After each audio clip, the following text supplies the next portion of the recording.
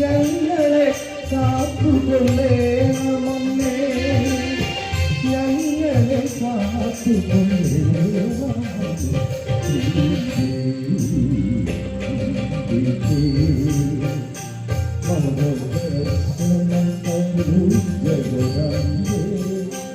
എന്നും കാത്തുകളാടും നമ്മെ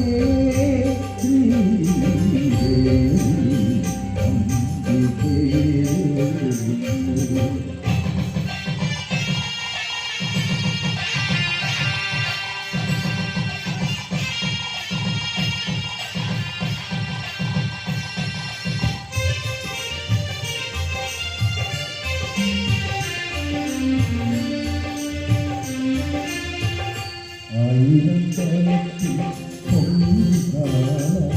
പതിനായിരം മനസ്സിൽ തൊഴിക്കുന്നു ആയിരം തലത്തിൽ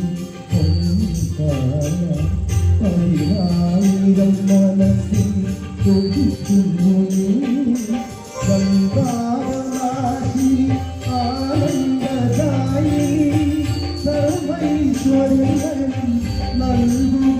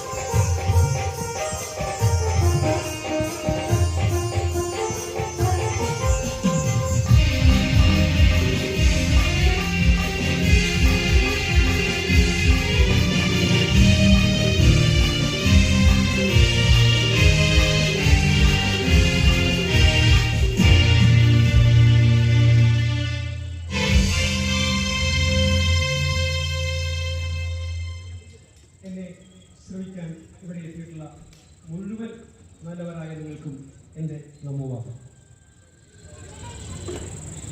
ഞാൻ ഈ സ്റ്റേജിൽ രണ്ടാമത്തെ പ്രാവശ്യമാണ് കഥാപ്രസംഗം അവതരിപ്പിക്കുന്നത്. ഇതിന് അവസരമൊരുക്കിട്ടുന്ന ക്ഷേത്ര ഉപദേശക സമിതി ഭാരവാഹികളോടും അംഗങ്ങളോടും ഉള്ള നിസ്സീമമായ നന്ദിയും കടപ്പാടും അറിയിച്ചുകൊള്ളുന്നു. അതിലുപരിയായി എൻ്റെ ഈ പരിപാടി ഇവിടെ അവതരിപ്പിക്കുവാൻ അവസരമൊരുക്കിട്ടുന്ന എൻ്റെ സ്പോൺസർമാരായിട്ടുള്ള എൻ്റെ പ്രിയപ്പെട്ട ഏതാനും ചങ്ങാതിമാർ, Shri Lohithakshan Pillai, Shri A V Sreekumar, Shri R S Jayakumar, Shri Saneesh Panicker, Shri Satheesh Vijayan, Shri Sumith M Pillai, Jose J J traders, Thulaseedharan Pillai എന്നീ എന്റെ പ്രിയപ്പെട്ട എല്ലാ ഈ സുഹൃത്തുക്കൾക്കും അവരുടെ കുടുംബാംഗങ്ങൾക്കും ഹൃദയത്തിന്റെ അടിത്തട്ടിൽ നിന്നും ഞാൻ അഗൈരവമായ നന്ദിയും കടപ്പാടും അറിയിച്ചുകൊള്ളുന്നു. പുതുതലമുറ എഴുത്തുകാരിൽ പ്രമുഖനായ ഷാബു എഴുത്തട്ടിൽ എഴുതിയ ഒരു നോവലിനെ ആസ്പദമാക്കി തയ്യാറാക്കിയ ഒരു കഥാപ്രസംഗമാണ് ഞാൻ നിങ്ങളുടെ മുമ്പിൽ അവതരിപ്പിക്കുന്നത്. രണ്ട് വ്യത്യസ്ത ജീവിതങ്ങളെ ഒരുമിച്ച് കൂട്ടിച്ചേർത്ത് ഒരുക്കിയ ഈ കഥാപ്രസംഗം ഞാൻ കഥ ഉൾക്കൊണ്ടിട്ടുള്ളത് ഷാബു എഴുത്തട്ടിലിന്റെ നോവലാണെന്ന് പറഞ്ഞല്ലോ. ഇതിനുവേണ്ടി ഞാൻ തയ്യാറാക്കിയ ഗാനങ്ങൾക്ക് ഈണം പകർന്നതും ഇവിടെ കീബോർഡ് വായിക്കുന്നതും പ്രശസ്ത സംഗീതജ്ഞനായ ശ്രീ ഷാജി കൊട്ടാരക്കരയാണ്. ഇവിടെ എന്നെ തബല വായിച്ച് സഹായിക്കുന്നത് ശ്രീ തമ്പിരാജ് ഓടനാവട്ട, ഋതംപാട് വായിക്കുന്നത് അനിൽ നെടുവൻകാവ്, ജിപ്സി വായിക്കുന്നത് വിശ്വൻ കുടിക്കോട്. അതിലൊപ്പുപരിയായിട്ട് എന്നെ പാട്ടുപാടി സഹായിക്കുന്നത് നമ്മുടെ നാടിന്റെ പ്രിയങ്കരനായ ഗായകൻ ശ്രീ കല്ലട സുരേഷ്. പ്രിയമുള്ളവരെ, ഞാൻ കടം കൊണ്ട കഥയ്ക്കും ആ നോവലിനും എന്റെ കഥാപ്രസംഗത്തിനും ഒരേ പേര് തന്നെ, രണ്ടു നീല മത്സ്യങ്ങൾ.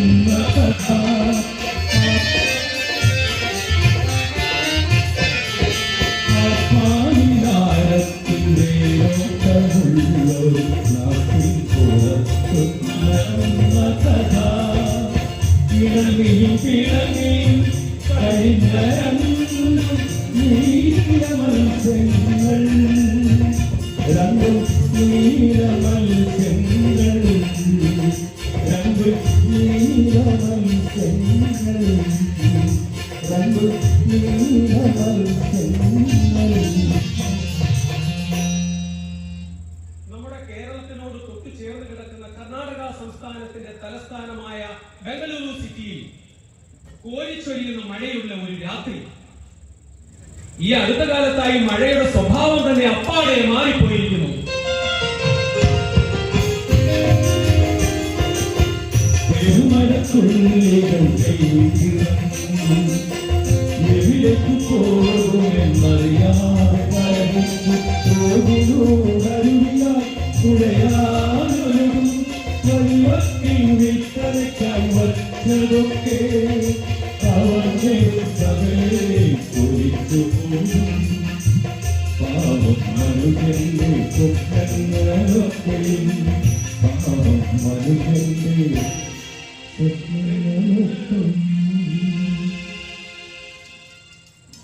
നോർമൽ ട്രാഫിക്കിൽ ബൊമ്മനഹള്ളിയിലെ അതുല്യ അപ്പാർട്ട്മെന്റിൽ നിന്നും ലക്ഷ്മി ക്ലിനിക്കിലേക്ക് 15 മിനിറ്റ് ഡ്രൈവേ ഉള്ളൂ. പക്ഷെ ഈ കോരിച്ചൊരിയുന്ന മഴയ്ക്ക് വാഹനങ്ങളുടെ വേഗത കുറവാണ്.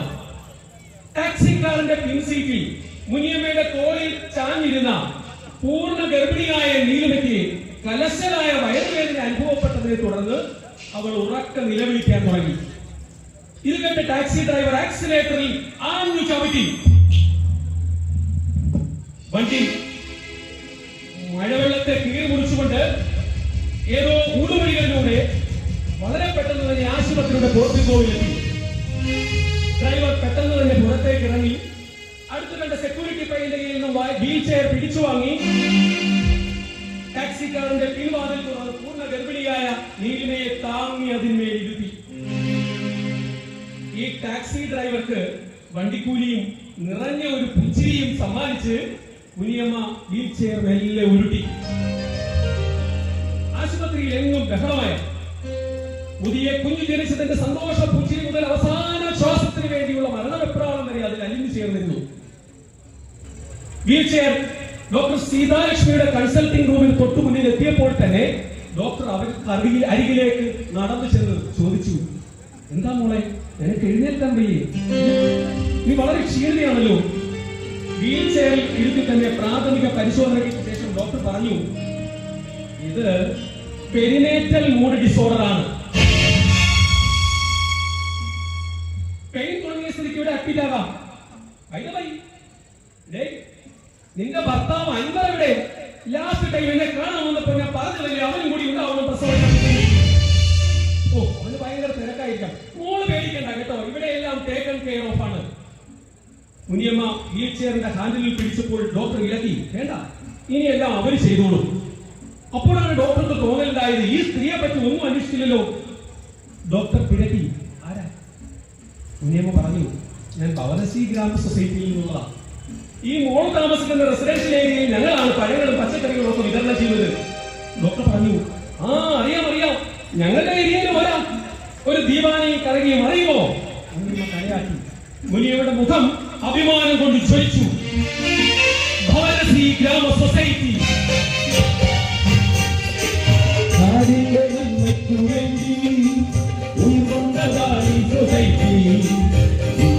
പച്ചക്കറികൾ വിളയിച്ചതാണോ തുറക്കം? വികസനപ്പറവുകൾ പലതുതാണ്ടി നാടിന്റെ അഭിമാനമായി. വികസനപ്പറവുകൾ പലതുതാണ്ടി നാടിന്റെ അഭിമാനമായി. നാടിന്റെ അഭിമാനമായി. നാടിന്റെ അഭിമാനമായി.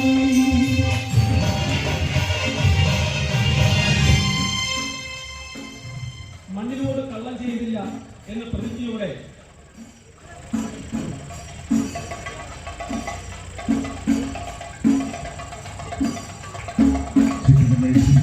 നമ്മുടെ സഭയുടെ ഉത്സവം ബലി സമർപ്പണത്തിനായുള്ള വാഴയെയും ചൂടും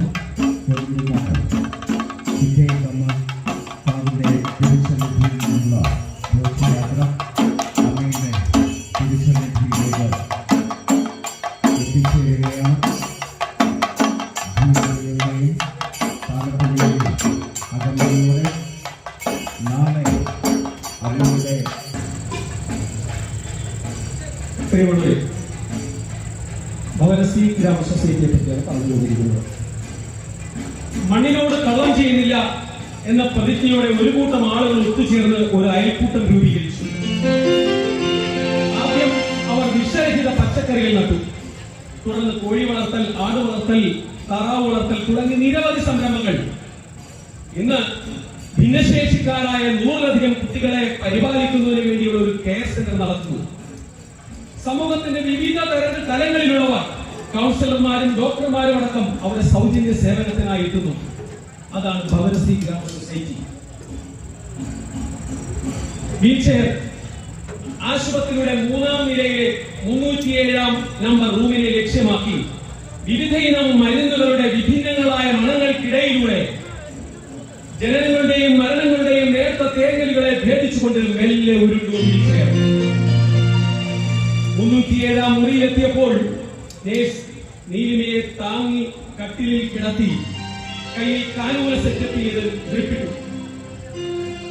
ഈ സമയം മുനിയമ്മ ജനാലക്കത്തൻ വകഞ്ഞു മാറ്റി വെളിയിൽ തോരാമണിയിൽ കുളിച്ചു നിൽക്കുന്ന പേരാളിനെ നോക്കി. മുനിയമ്മ, നീലിമ വിളിച്ചു.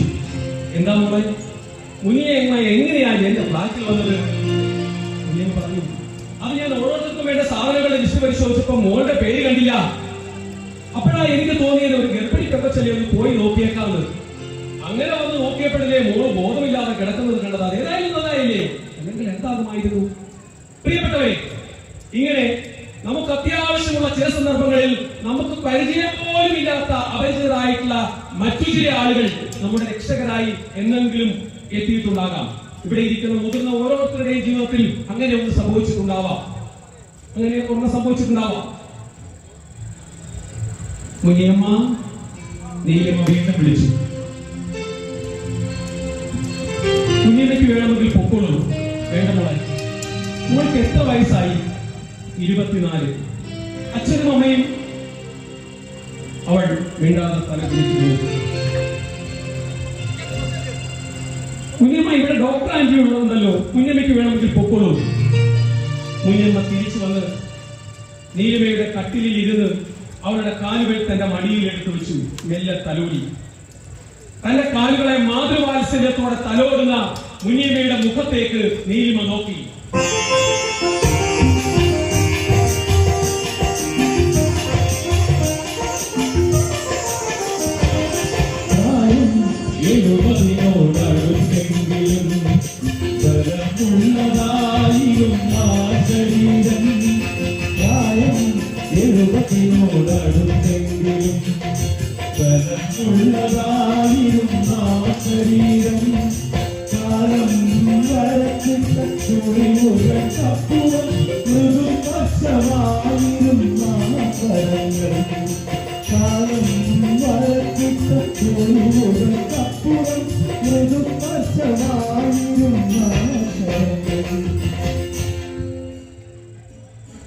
നീലം ചോദിച്ചു, മുനിയമ്മയ്ക്ക് വലിയ ബുദ്ധിമുട്ടായല്ലേ?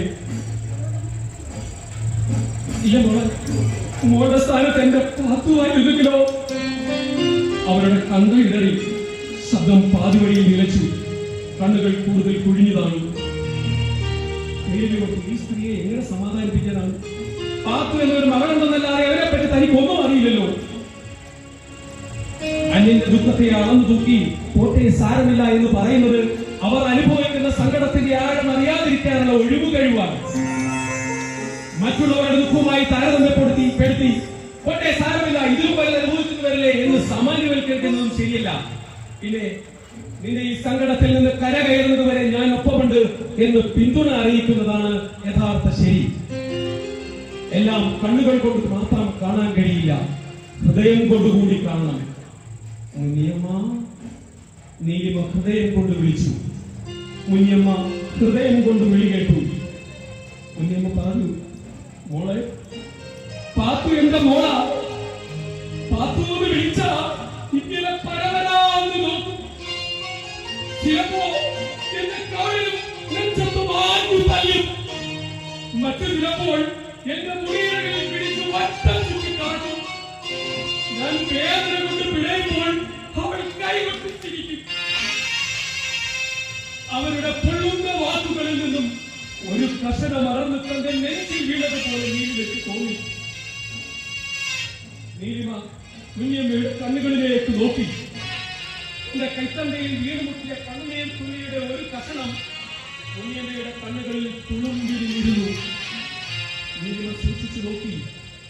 മേലെ ആ കണ്ണുനീർ തുള്ളി വികസിച്ച് ഒരു കണ്ണുനീർ ഗോളമായി.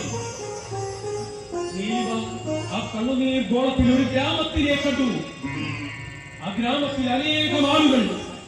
അവിടെ കണ്ട ഒരു സുന്ദരിയോട് നീലിമ ചോദിച്ചു, പേരെന്താ?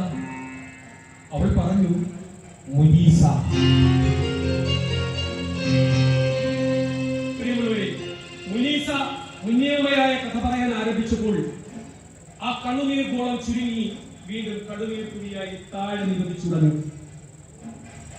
ഒരു കാലത്ത് കശുവണ്ടി വ്യവസായത്തിന്റെ തലസ്ഥാനമായിരുന്നു കൊല്ലം ജില്ല. നഗരത്തിൽ എവിടെ പ്രവേശിച്ചാലും കശുവണ്ടി പറക്കുന്ന മണം. കശുവണ്ടിയുടെ കയറ്റുമതി 1.25 ലക്ഷം മെട്രിക് ടണ്ണിന് മുകളിലായിരുന്ന ഒരു സമയം. 1980-90 കാലഘട്ടത്തിൽ 800 കശുവണ്ടി ഫാക്ടറികൾ ഉണ്ടായിരുന്ന സ്ഥാനത്ത് ഇന്നത് ചുരുങ്ങി 80-ൽ താഴെയായി മാറി. ഏകദേശം 2 ലക്ഷം തൊഴിലാളികൾക്കാണ് തങ്ങളുടെ തൊഴിൽ നഷ്ടമായത്. കിളിയല്ലൂരിലായിരുന്നു മുനീസയുടെ വീട്. കറവക്കാരനായ വാപ്പ മരിച്ചതിന് മുനീസ കശുവണ്ടി ഫാക്ടറിയിൽ 10ാം തരത്തിൽ പഠനം നിർത്തിയ ശേഷം കശുവണ്ടി ഫാക്ടറിയിൽ ജോലിക്ക് പോയി. കിളികല്ലുകാരുടെ അന്നദാതാവായിരുന്ന ഔക്കർ സാഹിബിന്റെ കടയിൽ സാധനങ്ങൾ തൂക്കിക്കൊടുക്കാൻ സഹായിയായി വന്നതായിരുന്നു 7ാം ക്ലാസ് വരെ മാത്രം പഠിച്ച റഷീദ്. കച്ചവടത്തിലെ നേരും നെറിയും കാരണം ഔക്കർ സാഹിബിന്റെ കച്ചവടം പച്ചപിടിച്ചു. ക്രമേണ റഷീദ് മുതലാളിയുടെ വലം കൈയായി. ഒരു നാൾ ഔക്കർ സാഹിബ് റഷീദിന് ഒരു ഹെർക്കുലീസ് സൈക്കിൾ വാങ്ങി നൽകി. സൈക്കിൾ ലഭിച്ചതിൽ പിന്നെ എപ്പോഴും തൂത്തു തുടച്ചു വൃത്തിയാക്കി പ്ലാസ്റ്റിക് പൂക്കൾ കൊണ്ട് അലങ്കരിച്ച സൈക്കിളിലല്ലാതെ റഷീദിനെ ആരും കണ്ടിട്ടില്ല. ഈ സൈക്കിളിന്റെ പിറകിലെ കാലുകളിൽ 50 കിലോഗ്രാം വീതം ഭാരമുള്ള 10 ചാക്ക് സിമന്റ് വരെ ഒരുമിച്ച് വച്ച് അനായാസം ചവിട്ടിപ്പോകുമായിരുന്നു റഷീദ്. ഇത് പുരാണത്തിലെ ഹനുമാൻ മരുത്വാമലയുമായി പോകുന്നതിനെ ഓർമ്മിപ്പിച്ചതുകൊണ്ട് നാട്ടുകാർ ക്രമേണ അയാൾക്ക് ഹനുമാൻ റഷീദ് എന്ന് പേരിട്ടു. ഔക്കർ സാഹിബിന്റെ കടയുടെ മുന്നിൽ കൂടെ പോകുമ്പോ എന്നും 2 കണ്ണുകൾ നിന്നെ തുറച്ചു നോക്കുന്നുണ്ടടി മുനീസേ എന്ന് പറഞ്ഞത് സുശീല ചേച്ചിയാണ്. ഇത് പറഞ്ഞപ്പോൾ അവർ കള്ളച്ചിരിച്ചിരിക്കുന്നതായിരുന്നു.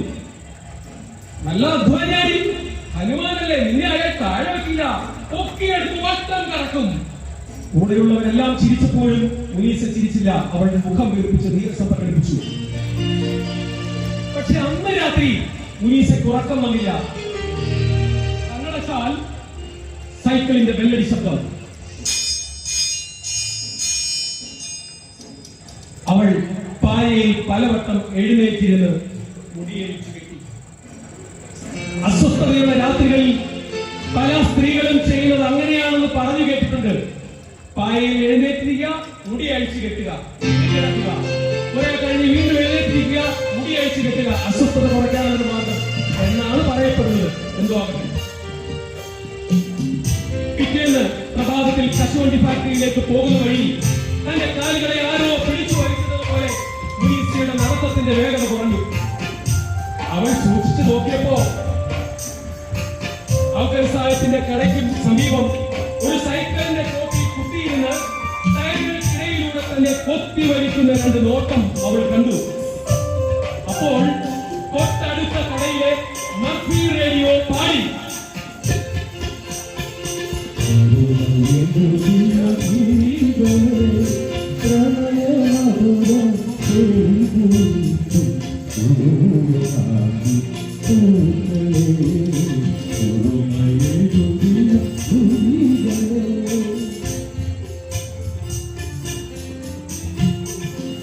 ആ ഗാനം അവൾ പലവട്ടം ഏറ്റുപാടി.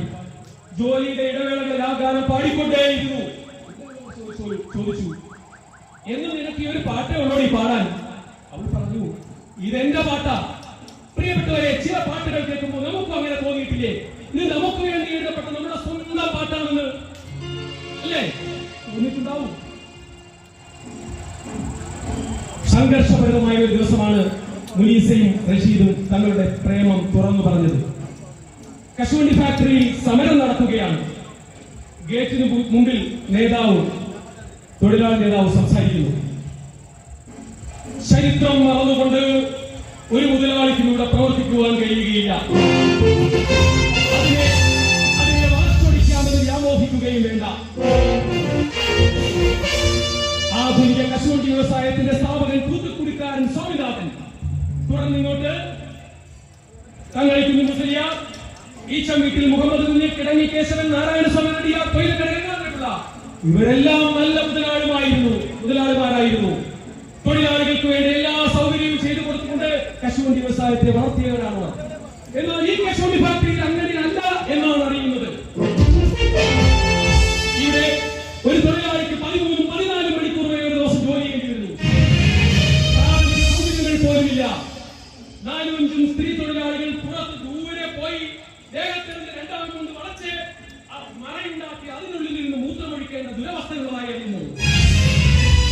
തന്നെയുമല്ല, മുഖത്ത് കൈവാരി തേക്കുക, കഴുത്തിൽ പാട്ടകെട്ടി തൂക്കുക, പ്രശ്നത്തിൽ എസ്തിമാരെ കൊണ്ട് തല്ലിക്കുക തുടങ്ങിയ പ്രാകൃതമായ ശിക്ഷാ നടപടികൾ പോലുള്ളതായി അറിയുന്നു.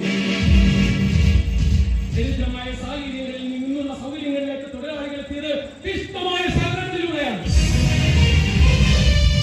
ഒന്നോർത്തോളൂ, ചരിത്രം തൊഴിലാളി വർഗത്തിന്റെ വീരഗാഥകളുടേതാണ്. അതിനെ തിരിച്ചു നടത്താമെന്ന് ആരും വ്യാമോഹിക്കേണ്ട. തുടർന്ന് ഫാക്ടറി മതിലുകൾ വിറയ്ക്കുന്ന മാതിരി മുദ്രാവാക്യം വിളി ഉയർന്നു.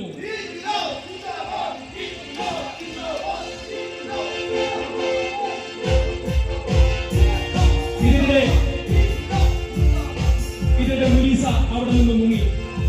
പുറത്ത് റഷീദ് കാത്തു നിൽക്കുന്നുണ്ടായിരുന്നു. അവൾ റഷീദിന്റെ സൈക്കിളിന്റെ പിറകിലെ കാരിയറിൽ കയറിയിരുന്നു.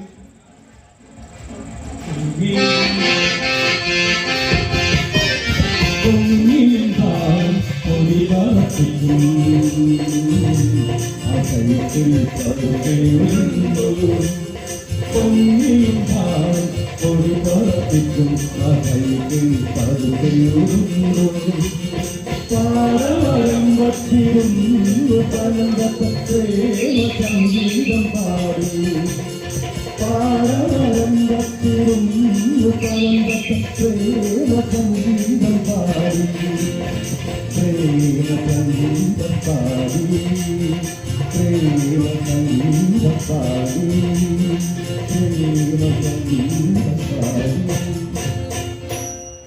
മുനീസ റഷീദിനോട് ചേർന്ന് കൊണ്ട് ചോദിച്ചു, എന്താ നിങ്ങളൊന്നും മിണ്ടാത്തേ? മനുഷ്യ എവിടെ കടന്നലുത്തോ? എന്താ ഒന്നും മിണ്ടാത്തേന്ന്? റഷീദ് ഒരു മറുചോദ്യം ചോദിച്ചു, നീ കമ്മ്യൂണിസ്റ്റാണോടി? ഓ, അപ്പോ നമ്മുടെ നേതാവിന്റെ തീപ്പൊരി പ്രസംഗം നിങ്ങൾക്ക് പിടിച്ചില്ല അല്ലേ? ഓ. അവൾ അവന്റെ അരക്കെട്ടിൽ അമർത്തി പിടിച്ചുകൊണ്ട് ചോദിച്ചു, അതൊക്കെ പോട്ടെ പ്രിയാപ്പ, നിങ്ങൾക്ക് എന്നെ ഇഷ്ടാണോ? അവരൊന്നും പറഞ്ഞില്ല. അവൾ വിയർപ്പ് ഗന്ധമുള്ള അവന്റെ മുതുകിൽ മുഖം ഉരസിക്കൊണ്ട് അവന്റെ അരക്കെട്ടിൽ അമർത്തി പിടിച്ചുകൊണ്ട് വീണ്ടും ചോദിച്ചു, പറ, നിങ്ങൾക്ക് എന്നോട് മുഹബത്താണോ എന്ന്? അവനൊന്ന് മൂളി. അപ്പോൾ വീണ്ടും ചോദിച്ചു, അപ്പോ നിങ്ങൾക്ക് എന്നെ പോലെ എന്റെ കൂട്ടുകാരി ഗ്രേസിത്തള്ളയും ജാനുവേടത്തെയും തെങ്ങ് കയറുന്ന ആനന്ദനെയും ഒക്കെ ഇഷ്ടമാണോ? അവൻ പറഞ്ഞു, എനിക്ക് നിന്നെയും നിനക്കിഷ്ടമുള്ളവരെയും നിനക്കിഷ്ടമുള്ളവരെല്ലാം ഇഷ്ടാ. അപ്പോൾ അവൾ മറുപടി പറഞ്ഞു, അപ്പൊ നീ കമ്മ്യൂണിസ്റ്റ് ആവില്ലാത്തെ? അവൾ പറഞ്ഞതൊന്നും അവന് മനസ്സിലായില്ലെങ്കിലും അവൾ പറഞ്ഞുകൊണ്ടേയിരുന്നു, മരിക്കുന്നത് വരെ മനുഷ്യനായി ജീവിക്കുക, ജീവിച്ചുകൊണ്ട് വേല ചെയ്യുക, അല്ലെങ്കിൽ തൊഴിൽ മരിക്കുക. ഇങ്ങനെ കഥ പറച്ചിൽ പുരോഗമിക്കവേ നീലിമ ചോദിച്ചു, നീലിമ, എന്നിട്ട് നിക്കാഹിന് സുറുമ വരച്ചോ? പറഞ്ഞു, മോളെ, ചെറുപ്പത്തില് എന്റെ ഉമ്മ എനിക്കൊരു കഥ പറഞ്ഞു തന്നിട്ടുണ്ട്. പിച്ചള കൊണ്ട് ലാടം കെട്ടിയ പിശാചിന്റെ കഥ. പിശാച് നടക്കുമ്പോൾ ചിൽ ചിൽ ശബ്ദം കേൾക്കും. ഒരിക്കൽ ഞാൻ അയൽ വീട്ടിൽ പോയി അല്പം ലേറ്റ് ആയിട്ട് ഇരുട്ടിയാണ് വീട്ടിലേക്ക് മടങ്ങിയെത്തിയത്. വരുന്ന വഴിയിൽ പിറകിൽ ചിൽ ചിൽ ശബ്ദം. ഉറപ്പായി ഒരു പിശാചാണെന്ന് കരുതി ഞാൻ ഓടി അടച്ച് വീട്ടിലെത്തി കഥവ് കുത്തിയിട്ടപ്പോഴാണ് ശ്വാസം നേരെ വീണത്. ഈ കഥ ഉമ്മയോട് പറഞ്ഞപ്പോ ഉമ്മ പറഞ്ഞു, മോളെ, നമ്മളെയൊക്കെ പേടിപ്പിക്കുന്ന രൂപത്തിൽ വിരൂപനായിട്ടല്ല പിശാച് വരുന്നത്. സുന്ദരനായി സുമുഖനായി നമ്മളെയൊക്കെ സമീപിച്ചിട്ട് നമ്മളെ ആകർഷിച്ച് ഒരു ഗുഹയിൽ കൊണ്ടുപോകും. ദൂരെയുള്ള ഒരു ഗുഹയിൽ അവിടെ വെച്ച് നമ്മളെ സ്പർശിക്കും. അതോടെ എല്ലാം കഴിഞ്ഞു. ഇങ്ങനെ എത്ര പെൺകുട്ടികളെയാണെന്നോ ഈ പിശാച് നശിപ്പിച്ചിട്ടുള്ളത്. മോള് ചോദിച്ചില്ലേ നിക്കാഹിന് സുറുമ വരച്ചോന്ന്? വരച്ചു. പിന്നീട് ഒരിക്കൽ മാത്രം കുഞ്ഞമ്മയുടെ കഴുത്തിലെ നരമ്പുകൾ എഴുന്നു വന്നു. മുഖത്ത് ആഴമേറിയ ചുളിവുകൾ വീണു. കണ്ണുകൾ കൂടുതൽ കുഴിഞ്ഞു കാണുന്നു. കുഞ്ഞമ്മ പറഞ്ഞു, മോളെ, കടലിന്റെ മുകൾ പരപ്പ് മാത്രം കണ്ടിട്ട് എനിക്ക് കടലിനെ അറിയാമെന്ന് പറയുന്നത് പോലെയാണ് ഒരാളുടെ സ്നേഹം അറിയുമെന്ന് പറയുന്നത്. ഒരുമിച്ച് ജീവിതം ആരംഭിച്ചപ്പോഴാണ് റഷീദിനെ സ്നേഹിക്കാനോ ഇഷ്ടപ്പെടാനോ കഴിയില്ല എന്ന് ഞാൻ മനസ്സിലാക്കിയത്. അയാൾ സ്വന്തം തൃപ്തിക്ക് ഭോഗിക്കാനുള്ള ഒരു മാംസപിണ്ഡമായി മാത്രം എന്നെ കണ്ടു. അയാൾ ഒരു മൃഗത്തെ പോലെ മുക്കരയിട്ടു. ചിലപ്പോൾ ആന, മറ്റു ചിലപ്പോൾ ചിന്തായ, മറ്റു ചിലപ്പോൾ പേപ്പിടിച്ച തെരുവുനായ. എത്ര ഭാരം കയറ്റിയാലും സൈക്കിളിനെ വരുതിയിൽ നിർത്താനുള്ള മെയ്വഴക്കം അയാൾ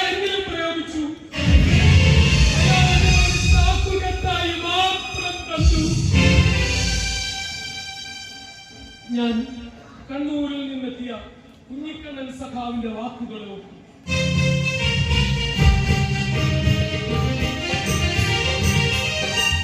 ഒരു വർഗം മറ്റൊന്നിനെ തൊട്ടെറിയുന്നതു പുസ്തകം. ഒരു വ്യക്തി ആശയം ഒരു കുന്തം കണ്ടാലും സ്വാതന്ത്ര്യത്തിൽ രീതിയിലുള്ളൊരു തടസ്സമെല്ലാം മാറ്റണമെല്ലോ. സ്വാതന്ത്ര്യത്തിൽ രീതിയിലുള്ളൊരു തടസ്സമെല്ലാം മാറ്റണമെല്ലോ. തടസ്സമെല്ലാം മാറ്റണമെല്ലോ. ഞാൻ റഷീദിനെതിരെ പൊരുതാൻ തീരുമാനിച്ചു. തന്റെ ആൺകാമനെ പൂർത്തീകരിക്കാനുള്ള വെറും മാംസപിണ്ട മാത്രമാണ് റഷീദ എല്ലാവരുടെ സിദ്ധാന്തത്തിനെതിരായ പോരാട്ടം. അന്ന് രാത്രി കള്ളുകുടിച്ച് വീട്ടിൽ വന്ന് വഴക്കുണ്ടാക്കി അവനോട് ഞാൻ വളരെ ശക്തമായി പൊരുതി. പക്ഷെ ആ കരുത്തൻ എന്നെ തോൽപ്പിച്ചു കളഞ്ഞു. എന്റെ മേലാസകലം നീരി വന്ന് വീർത്തു. പിറ്റേന്ന് താലൂക്ക് ആശുപത്രിയിൽ ചെന്നപ്പോഴാണ് ഞാൻ ഗർഭിണിയാണെന്ന് സത്യം അറിയുന്നത്. ഇരുളടഞ്ഞ ഈ ജീവിതത്തിൽ മറ്റൊരു അതിഥി കൂടി വേണ്ടെന്ന് തീരുമാനമെടുത്തതാണ്.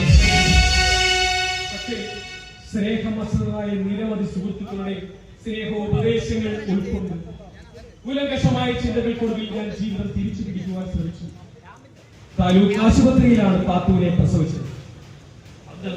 താലൂക്ക് ആശുപത്രിയിൽ പ്രസവ വേദന കൊണ്ട് പുളഞ്ഞ് കണ്ണുകൾ അടച്ചു പിടിച്ച് കിടന്നപ്പോ ഒരു നേഴ്സ് വന്ന് പുരുഷ ശബ്ദത്തിൽ ശകാരിച്ചു. കുറെ മാസങ്ങൾക്ക് മുമ്പ് ഇതുപോലെ കണ്ണടച്ചു പിടിച്ച് കിടന്ന് സുഖിച്ചപ്പോൾ നീ അറിഞ്ഞില്ലൂടി ഇതുപോലെ വിഷമിക്കേണ്ടി വരുമെന്ന്. ആ പെണ്ണെ, നീ കൂടി വിചാരിച്ചാലേ നീ പിറത്തോളൂ കേട്ടോ, അല്ലെങ്കിൽ അറുത്ത് കീറുമേ. താലൂക്ക് ആശുപത്രിയിൽ സൂസമ്മ ചേച്ചിയുടെ വഴക്ക് കേൾക്കാതെ ഒരു പെണ്ണും പ്രസവിച്ചിട്ടില്ല എന്ന് ആരോ തമാശ പറയുന്നത് കേട്ടു. കുറെ നേരം കഴിഞ്ഞ് വെള്ളത്തുണിയിൽ മൂടിയ പൊതിഞ്ഞ ഒരു കുഞ്ഞുമായി നേരത്തെ പള്ളു പറഞ്ഞ അതേ സൂസമ്മ സിസ്റ്റർ മുനീഷയുടെ അടുത്തെത്തി. മോളെ, നേരത്തെ ചേച്ചി മോളെ വഴക്ക് പറഞ്ഞ് ഒന്ന് മനസ്സിൽ വെച്ചേക്കല്ലേ, എല്ലാം മോള് നന്നായിട്ട് പ്രസവിക്കാൻ വേണ്ടി പറഞ്ഞല്ലേ ചേച്ചി, ഒന്ന് മനസ്സിൽ വെച്ചേക്കല്ലേ. നല്ല മനുഷ്യമുള്ള ഒരു പെൺകുഞ്ഞാണ്. ഞാൻ മോൾക്ക് ഫാത്തിമ എന്ന് പേരിട്ടു. ഏറെ നേരം ശ്രദ്ധിച്ചു നോക്കിയിരുന്നപ്പോൾ കുഞ്ഞിന് എന്തോ പന്തികേടുള്ളത് പോലെ തോന്നി. തല വലുത്, നെറ്റി ചെറുത്, അല്പം പാല് കൂടുതൽ കുടിച്ചാൽ ഛർദി. ചുറ്റുവട്ടത്തുള്ളവർക്ക് പറഞ്ഞിരിക്കാൻ ഒരു വിഷയമാണ്.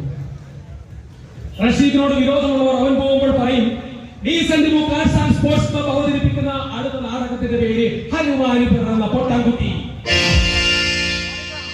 ഈ ദേഷ്യമെല്ലാം അവൻ വീട്ടിൽ വന്ന് തീർക്കും. പാത്തൂരെ നോക്കി പല്ലിറുമ്മി പിഴച്ചുണ്ടായ കീടം എന്ന് വിളിക്കും. എന്റെ പിഴച്ചു വെച്ച കഴിവേറി എന്നാ വിളിക്കാറ്. അവർ ജോലി ചെയ്യുന്ന ആശുപത്രിയിൽ എത്രയോ രാജ്യക്കാർ കയറി ഇറങ്ങുന്നതാ. നോക്ക്, ഇത് വേറെ ഏതോ രാജ്യക്കാരന്റെ മോതയല്ലേ, ഉറപ്പായി ഇത് പിഴച്ചുണ്ടായത് തന്നെയാ. യൂണിയൻ നേതാക്കൾ പലരും വീട്ടിലെത്തി ആശ്വസിപ്പിച്ചു. കൃഷ്ണേക്കന്റെ നിർദ്ദേശപ്രകാരം ലൂർദ് മൗണ്ട് ആശുപത്രിയിലെ ഡോക്ടർ ജോസ് ഐസക്കിനെ പോയി കണ്ടു. ഒപ്പം സുശീല ചേച്ചിയും ഉണ്ടായിരുന്നു. നീണ്ട പരിശോധനയ്ക്ക് ശേഷം ഡോക്ടർ ജോസ് ഐസക് പറഞ്ഞു, മുനീസ, താങ്കൾ വളരെ ഫോർവേഡായ ഒരു തൊഴിലാളിയാണെന്ന് സഖാവ് കൃഷ്ണൻ പറഞ്ഞതുകൊണ്ട് മാത്രം ഞാൻ തുറന്നു പറയുകയാണ്, ഈ കുട്ടിക്ക് ഡൗൺ സിൻഡ്രോം എന്ന അവസ്ഥയാണ്. ഇതൊരു രോഗമല്ല, അതുകൊണ്ട് മരുന്നുമില്ല. പക്ഷെ ഇവൾക്ക് രോഗം വരാനുള്ള സാധ്യത കൂടുതലാണ്. നോക്കൂ, കൂടുതൽ പ്രതീക്ഷിക്കരുത്. 10 വയസ്സാകുമ്പോൾ 5 വയസ്സിന്റെ പക്വത, അത്രയും പ്രതീക്ഷിച്ചാൽ മതി. ഏതായാലും ഇവളെ അടച്ചിട്ട് വളരുത്. ഇവൾ അൺഎബിൾഡ് അല്ല, ഇവൾ സ്പെഷ്യലി ഏബിൾഡ് ആണ്. വളരെ കെയർ കൊടുത്തു വളർത്തു. ഒരുപക്ഷെ ഇവൾ അത്ഭുതങ്ങൾ കാട്ടിയേക്കാം. ഡോക്ടറുടെ ഈ വാക്കുകൾ കേട്ടപ്പോൾ ഉലീസയ്ക്ക് തന്റെ കാൽച്ചോട്ടിലെ മണ്ണ് ഒലിച്ചു പോകുന്നത് പോലെ തോന്നി.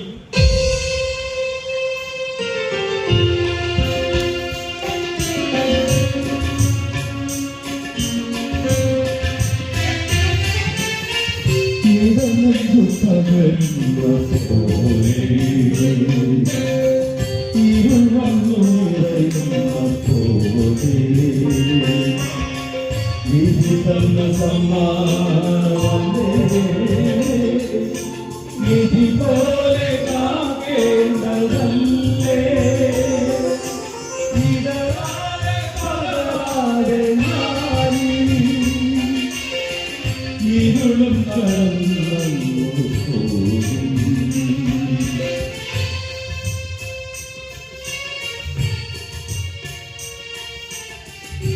ഉറച്ച കാൽവെപ്പുകളോടെ മുനീസ ആശുപത്രിയുടെ പടിക്കെട്ടുകൾ ഇറങ്ങി.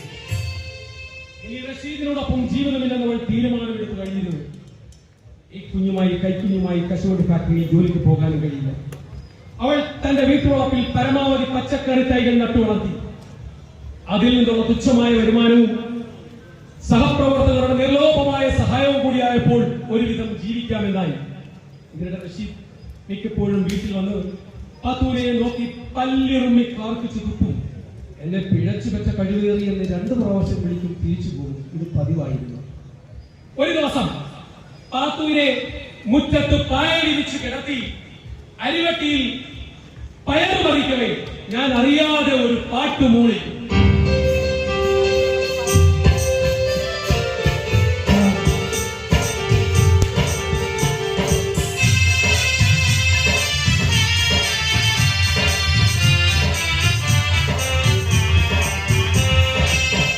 ആര്യങ്ങളിന്റെ ഓലെ ഞാനും പോലും രാങ്കാടും തരുന്നാട്.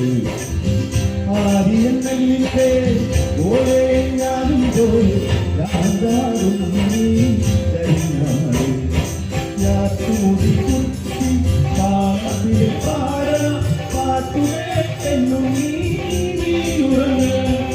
യാത്തുമുടി കുത്തി കാലത്തിൽ പാടണം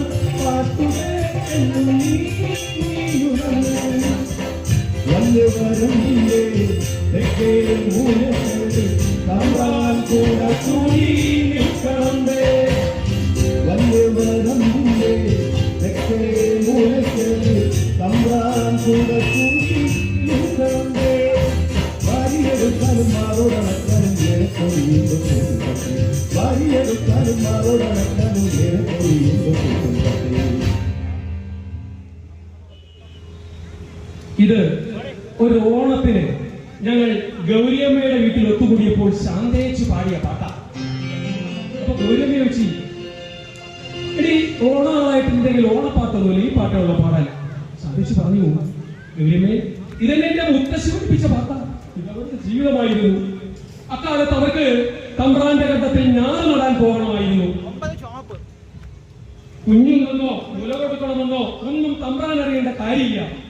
എല്ലാവരും നിർബന്ധമായി പോയേ പറ്റൂ. ആ സമയം തമ്പ്രാന്റെ കുട്ടികൾ ഊഞ്ഞാലാടുമ്പോ പണിക്കാരുടെ കുട്ടികളെ കണ്ടത്തിൽ കുഴിയെടുത്ത് ഇല വിരിച്ച് അതിൽ കിടത്തി ഉറക്കും. കുട്ടി കിടന്ന് ചിലപ്പോൾ കരയും. ഞാനൊക്കെ ദൂരോട്ട് പോകുമ്പോ കുഞ്ഞിന്റെ ഈ കരച്ചിൽ നേർത്തു വരും. അപ്പോൾ കുഞ്ഞ് ഉറക്കിയാവും കരയുന്നത് മുഴുവൻ കൂടിയത് കൊണ്ട് അറിയാത്തതാ. ഒരു ദിവസം മേലെപ്പാടത്തെ മണവട്ടി കുത്തിയൊലിച്ചു വന്ന വെള്ളം കുഞ്ഞിനെയും കൊണ്ടുപോയി. കുഞ്ഞിനെ നഷ്ടപ്പെട്ട ചെറുമനിയും പാടവരമ്പത്ത് കുത്തിയിരുന്നപ്പോ തമ്പ്രാൻ വന്ന് പറഞ്ഞു, അയ്യോ ചെറുവ, വളരെ സങ്കടമായി പോയല്ലോടാ. നീ വിഷമിക്കാതെ, ഏതായാലും പോയത് പോയില്ലേ, കുഞ്ഞുങ്ങളെ ഇനിയോട്ടാക്കടാ, നിങ്ങൾ സമയം കളയാതെ പോയി പണിയെടുത്ത്. ഇത് കേട്ട ചെറുമൻ അരിശം കൊണ്ട് തമ്പ്രാനെ ചെളിയിൽ ചവിട്ടിത്താക്കി. ഇത്രയും പറഞ്ഞ് ശാന്തേച്ചിയെ നിർത്തിയ ശേഷം വീണ്ടും പറഞ്ഞു, ഇങ്ങനെ എത്രയോ പേരുടെ രക്തസാക്ഷിത്വം കൊണ്ടാ ഈ ഒരു ഓണത്തിന് ജാതിയും മതവും ഒക്കെ മറന്ന് നമ്മളെല്ലാം ഗൗരിയമ്മയുടെ വീട്ടിൽ ഒത്തുകൂടാനായത്. എന്നിട്ടും അത് പൂർത്തിയായോ? ഇത്രയും ആയപ്പോൾ ഗൗരിയമ്മ ഒരു കപ്പിൽ പായസമായി വന്ന് പറഞ്ഞു, എടി ശാന്തേച്ചി ഇപ്പോ ഒന്ന് നിർത്തി, ഇത് കുടിച്ചിട്ട് തിരിഞ്ഞേ. ഞാൻ ഈ പാട്ട് പാടിയപ്പോൾ എന്റെ പാത്തുവിന്റെ മുഖം വിടർന്നു. അവൾ എന്തോ സംസാരിക്കാൻ പോകുന്നത് പോലെ എനിക്ക് ഡോക്ടർ ജോസ് ഐസക്കിന്റെ വാക്കുകൾ ഞാൻ ഓർത്തു. ഒരുപക്ഷെ ഇവൾ അത്ഭുതങ്ങൾ കാട്ടിയേക്കാം. ഇടത് കവളിൽ വലിയ കറുത്ത നിറമുള്ള ഒരു നേഴ്സ് റൂമിലെത്തി മരുന്ന് ട്രേ ടേബിളിൽ വെച്ച ശബ്ദം കേട്ടപ്പോഴാണ് കിളികല്ലൂർ ഗ്രാമത്തിൽ നിന്ന് മുന്നിയമ്മയും നീലിമയും ബാംഗ്ലൂരിലെ ആശുപത്രി മുറിയിലേക്ക് തിരിച്ചു വന്നത്. പ്രിയമുള്ളവരെ, എങ്ങനെ മുന്നിയമ്മയും നീലിമയും അവരവരുടെ കഥകൾ പറഞ്ഞവിടെ തുടരുമ്പോ ഞാൻ ഈ കഥയുടെ 2ാമത്തെ ഒരു ചാപ്റ്ററിലേക്ക് ഭാഗത്തിലേക്ക് പ്രവേശിക്കുകയാണ്. അത് മറ്റൊരിടമാണ്. കേരള പോലീസിലെ ഉയർന്ന ഉദ്യോഗസ്ഥരുടെ മീറ്റിംഗ് ADGP ഫിറോസിന്റെ വസതിയിൽ നടക്കുകയാണ്.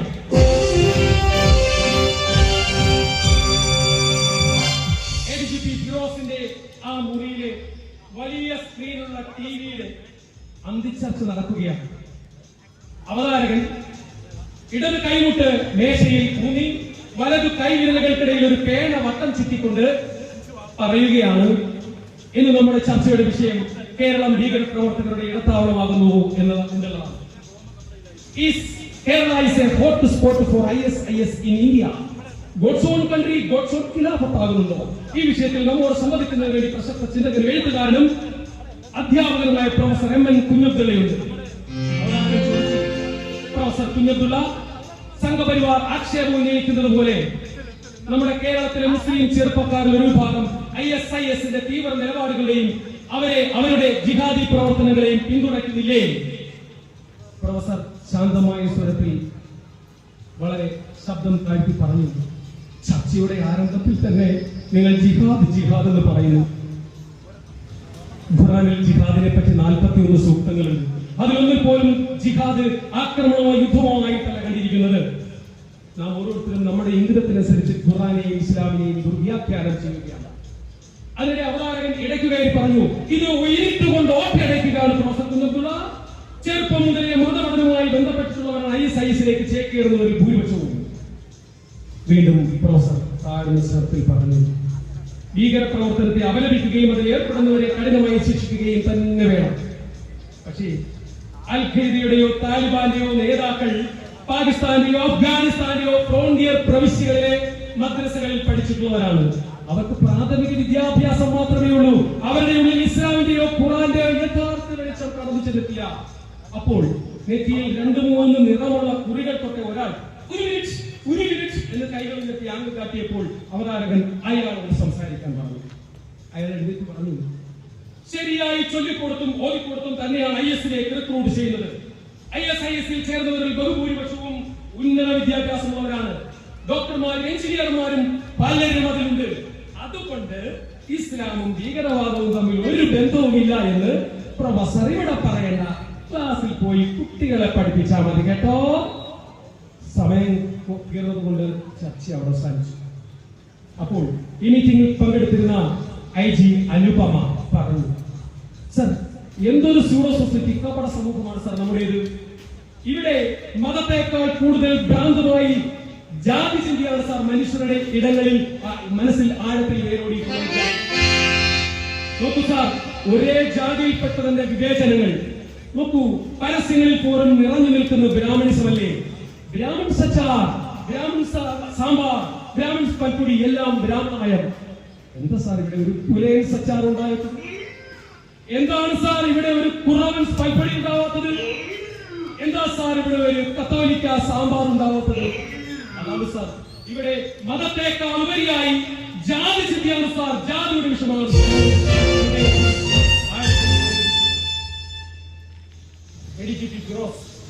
ഇടയ്ക്ക് ഇടപെട്ട് പറഞ്ഞു, ചർച്ചകളൊക്കെ അതിന്റെ വഴിയെ അവർ പ്രയോഗിച്ചതുപോലെ തന്നെ നടക്കുന്നു. നമ്മൾ അതൊന്നും ശ്രദ്ധിക്കേണ്ടതില്ല. നമ്മൾ നമ്മളെ ഏൽപ്പിച്ച കർത്തവ്യം കൃത്യമായി ചെയ്യുക. പ്രത്യേകിച്ചും ആ 2 പയ്യന്മാരെ കുറിച്ചുള്ള കംപ്ലീറ്റ് ഡീറ്റെയിൽസ് അടുത്ത ദിവസം തന്നെ കണ്ടെത്തി ഫയൽ ചെയ്യണം.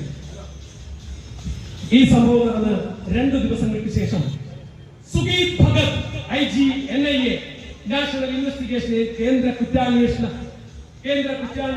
വിഭാഗത്തിലെ IG ആയ സുഗീത് ഭഗത് അൻവറിനെ ചോദ്യം ചെയ്യുകയാണ്.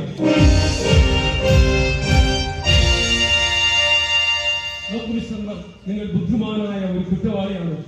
അൻവർ പറഞ്ഞു, സാർ, ഞാൻ എന്ത് കുറ്റമാണ് ചെയ്തത്? ഞാൻ ആരുടെയും ഒന്നും പിടിച്ചു പറിച്ചിട്ടില്ല, ആരെയും കൊന്നിട്ടില്ല. പിന്നെ എന്തിനാണ് സാർ നിങ്ങൾ എന്നെ ഇവിടെ കൂട്ടിക്കൊണ്ടു വന്നത്? എന്റെ ഭാര്യ പൂർണ്ണ ഗർഭിണിയാണ് സാർ. ഞാൻ അവളോടൊപ്പം ഉണ്ടായ പറ്റി എന്നെ വിട്ടയക്കും സാർ. പറഞ്ഞു, എന്നെ എന്തിനാണ് ഇവിടെ കൊണ്ടുവന്നത് എനിക്ക് വ്യക്തമായി അറിയാം.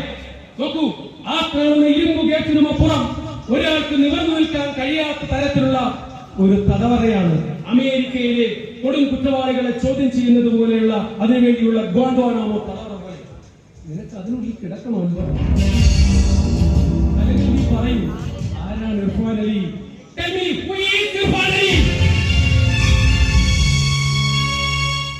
മൗനം. അപ്പൊ നീ പറയില്ല അല്ലേ?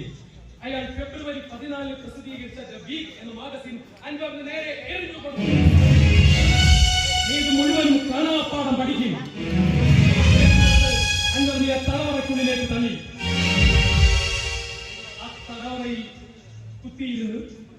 ഇരുണ്ട വെളിച്ചത്തിൽ അൻവർ അത് വായിച്ചു. സുഗീത് ഭഗത് എഴുതിയ ഇന്ത്യയിലെ രഹസ്യ പീഡനയറകൾ എന്ന തലക്കെട്ടിലുള്ള ആയിരുന്നു ആദ്യത്തെ കവർ സ്റ്റോറി. ഇന്ത്യ മഹാരാജ്യത്ത് ഇതുപോലെയുള്ള 15 രഹസ്യ പീഡനയറകളുണ്ടെന്നും തീവ്രവാദികളെന്ന് സംശയിക്കുന്നവരെ കണ്ണു മൂടിക്കെത്തി ആ തടവറയിൽ കൊണ്ടുവന്ന ശേഷം മാസങ്ങൾ നീണ്ട ചോദ്യം ചെയ്യലിനൊടുവിലാണ് FIR കേസ് രജിസ്റ്റർ ചെയ്യുന്നത്. ഈ ചോദ്യം ചെയ്യലിനിടയിൽ അവർ അനുഭവിക്കേണ്ടി വരുന്ന കൊടിയ പീഡനങ്ങളെ പറ്റി അതിൽ വ്യക്തമായി പ്രതിപാദിച്ചിരുന്നു. തലകീഴായി കെട്ടിത്തൂക്കുക, നഖങ്ങൾക്കിടയിൽ ആണി തറച്ചു കയറ്റുക, ക്രൂരമായി മർദ്ദിക്കുക, വിവസ്ത്രരാക്കി ലീഗത്തിൽ ഇലക്ട്രിക് ഷോക്ക് ഏൽപ്പിക്കുക, മൂക്കിൽ നിന്നും വായിൽ നിന്നും മൂത്രക്കുഴലിൽ നിന്നും രക്തം വരും. ഇതെല്ലാം വായിച്ച് അൻവർ തറയിൽ കുത്തിയിരുന്ന് 2 കൈകളും തറയിൽ തല്ലി കരഞ്ഞു.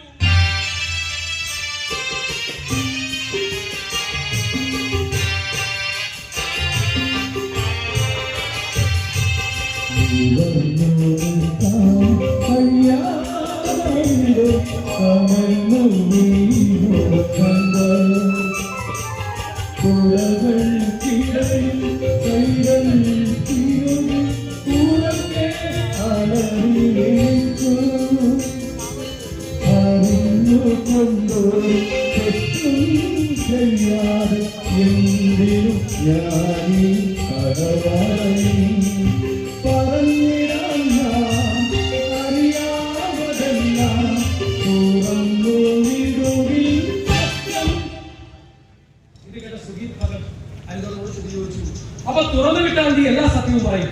പുറത്തു പോകും. അയാൾ പുറത്തെത്തിച്ചു.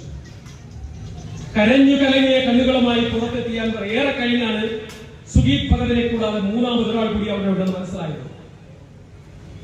മൂന്നാമൻ അൻവറിനോട് പറഞ്ഞു, നോക്കൂ മിസ്റ്റർ അൻവർ, ഞാൻ ADGP Firoz from special branch police Kerala. നിങ്ങൾ നിരപരാധിയാണെന്ന് ആവർത്തിച്ചതുകൊണ്ട് രക്ഷപ്പെടാൻ കഴിയില്ല. ഇതുപോലെ ഒരു രഹസ്യ കേന്ദ്രത്തിൽ എത്തിച്ച് നിങ്ങളെ ചോദ്യം ചെയ്യണമെങ്കിൽ ഇതൊരു പെറ്റി കേസ് അല്ലെന്നറിയാമല്ലോ. അൻവർ പറഞ്ഞു, സർ, ഞാൻ ആരെയും കൊന്നിട്ടില്ല, ഞാൻ ആരുടെയും ഒന്നും പിടിച്ചു കൊടുത്തിട്ടില്ല, ഇത് എന്തിനാണ് സാർ? സുഗീത് ഭഗത് മേശപ്പുറത്തിരുന്ന മൊന്തയെടുത്ത് അൻവറിന്റെ തലക്കുനേരെ അതവന്റെ തലമുടിയിൽ തട്ടി പിറകിലെ ഭിത്തിയിൽ പോയി ഇടിച്ച് ഉമ്മായും ഇളകി വീണു. ജിഹാദ് ഉണ്ടാക്കാൻ നടന്നിട്ട് പട്ടി മോങ്ങും പോലെ മോങ്ങുന്നു. രാജ്യത്തിന്റെ സുരക്ഷയാണ് പ്രാമുഖ്യം. രാജ്യത്തിന്റെ സുരക്ഷ, അതിൽ യാതൊരു കോംപ്രമൈസും ഇല്ല. അയാൾ പറഞ്ഞു, മനുഷ്യനെ കടിക്കുന്ന പട്ടിക്കും ആളുകളെ കൊല്ലുന്ന തീവ്രവാദികൾക്കും വേണ്ടി വാദിക്കാൻ ഇവിടെ ആളുകളുണ്ട്. എന്നാൽ വെടിയേറ്റും ബോംബുപൊട്ടിയും പഠിക്കും മരിക്കുന്ന പാവപ്പെട്ടവർക്ക് വേണ്ടി വാദിക്കാൻ ആളുകളില്ല. അൻവറിന്റെ തോളിൽ കൈയിട്ട് പറഞ്ഞു, നിങ്ങളെ പറ്റിയുള്ള കംപ്ലീറ്റ് ഡീറ്റെയിൽസ് ഞങ്ങളുടെ പക്കലുണ്ട്. ഇനി നിങ്ങൾക്ക് രക്ഷപ്പെടാനാവില്ല. നീലിമയുടെ ഫാദർ കഴിഞ്ഞ വർഷം കോയമ്പത്തൂർ സ്റ്റേഷനിൽ ഒരു പരാതി നൽകിയിരുന്നു. നിങ്ങൾ അയാളുടെ മകളെ നിർബന്ധപൂർവ്വം മതം മാറ്റത്തിന് ശ്രമിച്ചു എന്ന്. ഞങ്ങൾ അന്വേഷിച്ചപ്പോൾ നിങ്ങളുടെ വിവാഹം കഴിഞ്ഞു. കേസ് അവിടെ തീരേണ്ടതാണ്, പക്ഷെ തീർന്നില്ല. കാരണം നിങ്ങളുടെ ഫാമിലി ബാക്ക്ഗ്രൗണ്ട് മനസ്സിലായില്ലേ അൻവർ? നിങ്ങളെ പറ്റിയുള്ള മുഴുവൻ വിവരങ്ങൾ ഞങ്ങളുടെ പക്കലുണ്ടെന്ന്. ജീവിതം തീരെ ഇടുങ്ങിപ്പോയെന്ന് മനസ്സിലാക്കിയ ഘട്ടത്തിൽ അൻവർ പറഞ്ഞു, ഇർഫാൻ അലി എന്റെ സഹോദരനാണ്. ഇത് കേട്ടപാടെ IG സുഗീത് ഭഗത് ഇടത് കാലുയർത്തി അൻവറിന്റെ നെഞ്ചിൽ ആഞ്ഞു ചവിട്ടി. താഴെ വീണ അൻവറിന്റെ കോടറിൽ പിടിച്ച് ഇരു കവിളുകളിലും ആഞ്ഞു തട്ടി.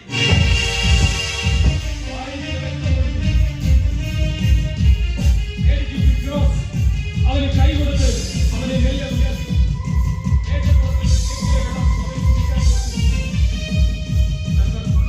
നിനക്ക് മനസ്സിലായില്ലേ, നിന്നിച്ചെന്ന് ഒന്നും മനസ്സിലാൻ പറ്റില്ല.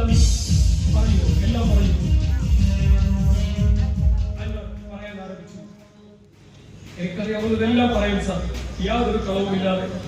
എന്റെ ഉപ്പ പട്ടണത്തിലെ പുകയിലയുടെ മൊത്തക്കച്ചവടം നടത്തുന്ന ഒരു കട നടത്തുകയായിരുന്നു.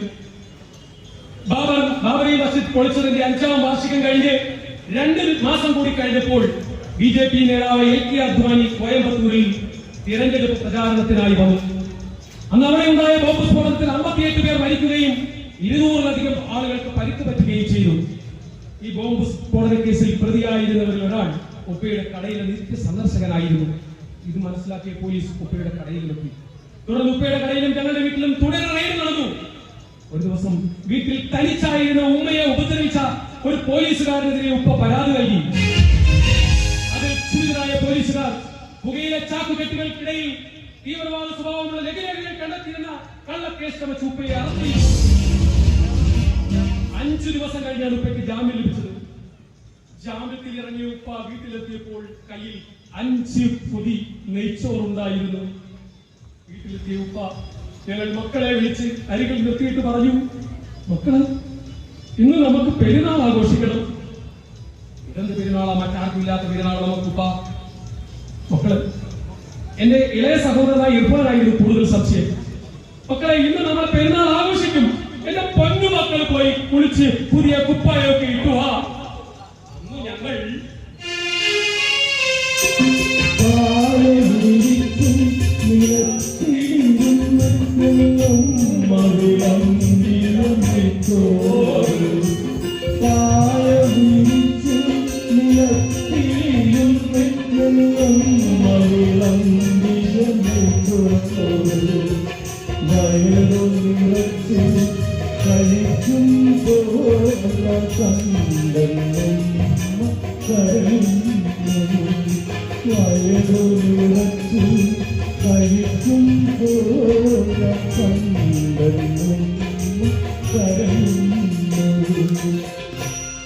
എന്തിനാ കരയുന്നത്?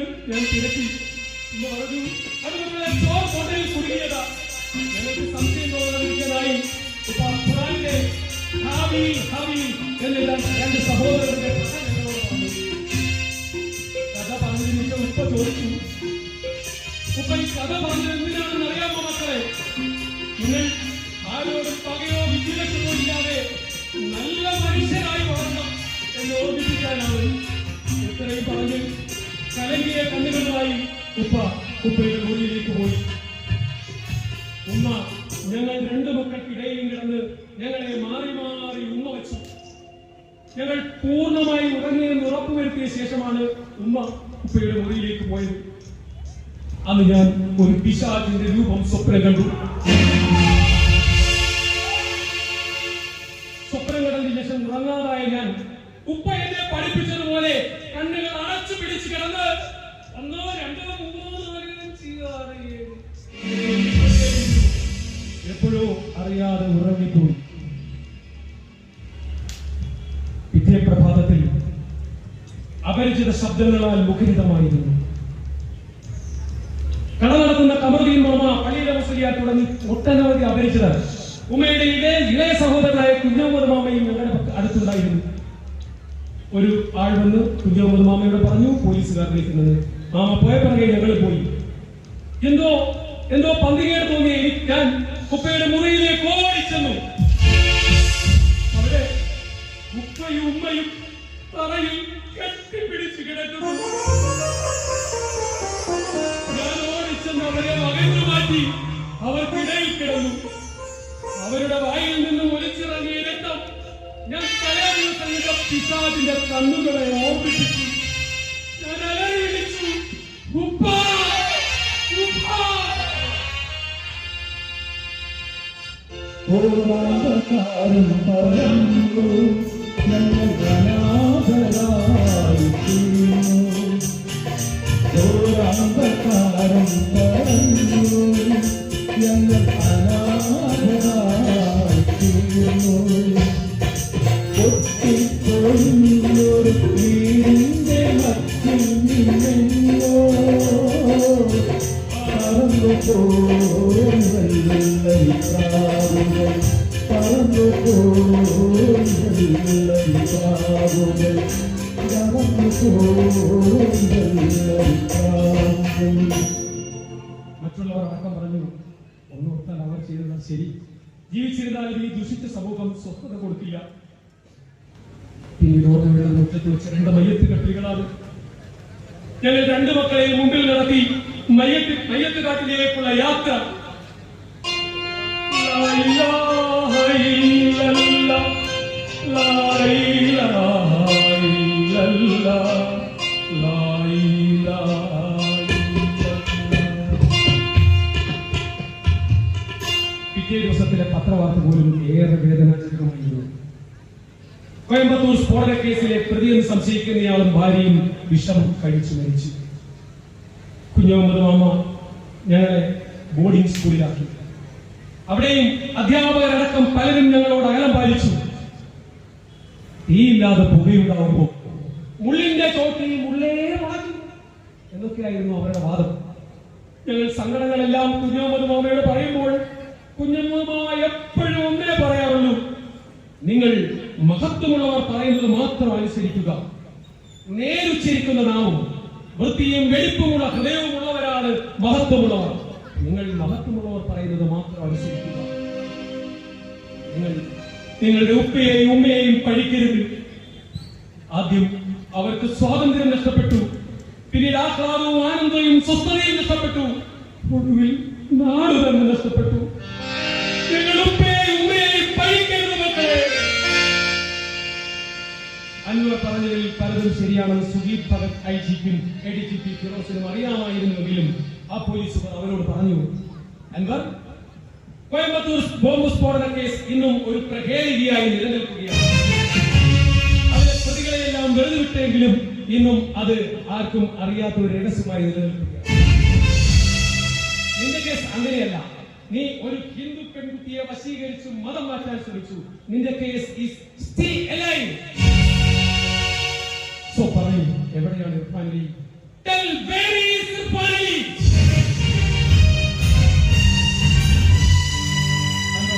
കുറെ നേരം മൗനമായി തലകുമ്പിട്ടിരുന്നു. അവൻ ആലോചിച്ചു. എന്നേക്കും കൂട്ടാമെന്നെ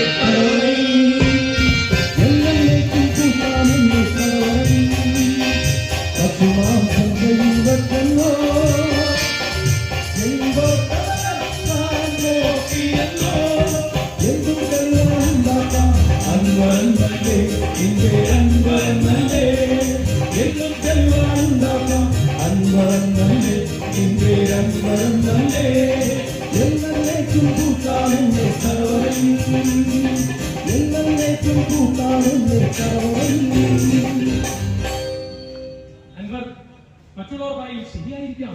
നിന്റെ പേര് അൻവർ എന്നല്ലേ? നിന്റെ പേരുള്ളവർ മുമ്പ് ഭീകരവാദ പ്രവർത്തനം ചെയ്തിട്ടുണ്ട്, നീയും ചെയ്തിട്ടുണ്ടാവാം. നമുക്കറിയില്ലല്ലോ. രാജ്യത്തിന്റെ വിവിധ ഭാഗങ്ങളിൽ നടന്ന IS ഭീകരവാദികൾ നടത്തിയ, മുസ്ലിം തീവ്രവാദികൾ നടത്തിയ ബോംബ് സ്ഫോടനങ്ങളുടെ നടക്കുന്ന വീഡിയോകൾ ഒരു ലാപ്ടോപ്പിൽ അൻവറിനെ കാണിച്ചുകൊണ്ട് സുഗീത് ഭഗത് ചോദിച്ചു: നോക്കൂ അൻവർ, ചിതറിത്തെറിക്കുന്ന മാംസഭാഗങ്ങൾ, കത്തിക്കരിഞ്ഞ മൃതദേഹങ്ങൾ നീ കാണില്ലേ? നിനക്ക് ഒരു വിഷമവും തോന്നില്ലേ?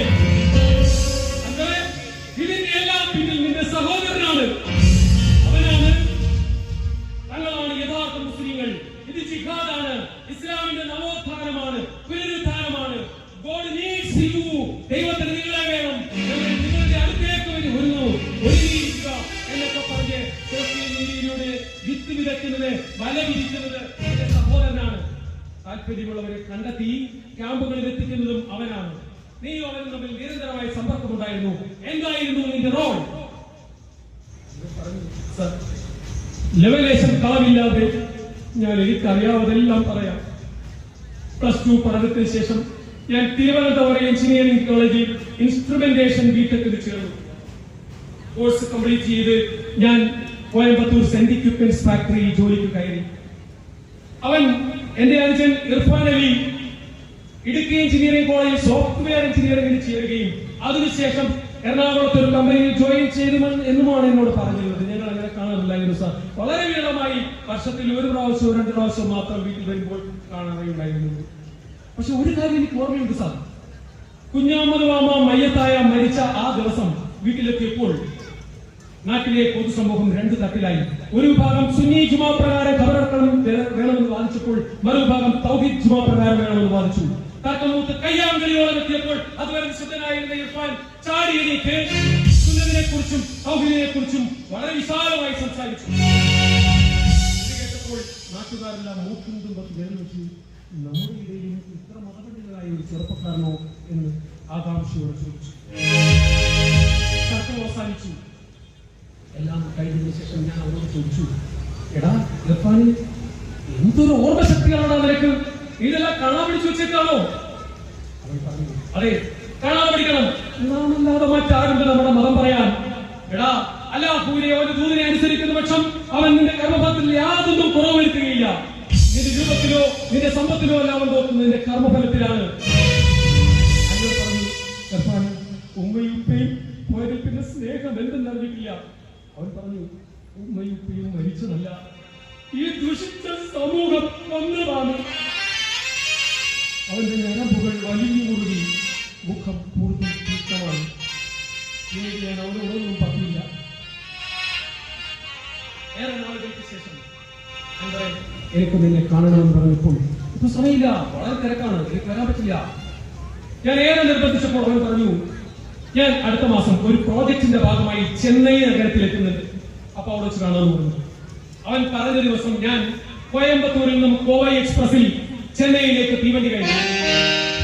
അവൻ പറഞ്ഞതുപോലെ അവൻ പറഞ്ഞ അതേ സമയത്ത് മൂന്നാമത്തെ പ്ലാറ്റ്ഫോമിൽ കാത്തുനിന്ന എന്റെ സമീപത്തേക്ക് നീല ജീൻസും വെള്ളക്കുത്തയും നീട്ടി വളർത്തിയ താടിയുമായി എത്തിയ ഇർഫാനെ എനിക്ക് മനസ്സിലായില്ല. എന്ത് കോലമാണ് ഇർഫാനിൽ? നമുക്ക് പുറത്ത് കോഫി ഷോപ്പിലാണ് പോയത്, സ്വസ്ഥമായി സംസാരിക്കാം. അവൻ പറഞ്ഞു, ഇല്ല, എനിക്ക് തീരെ സമയമില്ല, നിനക്ക് എന്താ പറയാനെന്ന് വെച്ചാൽ ഇപ്പോഴും വെച്ച് പറ. അവൻ തിരക്ക് കൂട്ടി. ഞാൻ നീലിമയുമായുള്ള പ്രണയത്തെ പറ്റി അവനോട് പറഞ്ഞു. അത് കേട്ട് ഞെട്ടിത്തെറിച്ച് അവൻ എന്നോട് ചോദിച്ചു, എടാ അൻവർ, നമ്മുടെ മതത്തിൽപ്പെട്ട ഒരു പെണ്ണിനെ നിനക്ക് പ്രേമിക്കാനായിരുന്നു. എടാ, ജാതിയ മതം നോക്കിയാണോ ഇഷ്ടം തോന്നുന്നത്? ഇർഫാൻ പറഞ്ഞു, വേണം, മറ്റെല്ലാത്തിനും ജാതിയും മതവും ആകാമെങ്കിൽ ഇതിന് വേണം. അങ്ങനെ നീ ഓർക്കരുത്. എന്തിനാളുപ്പയെ കൊന്നത്?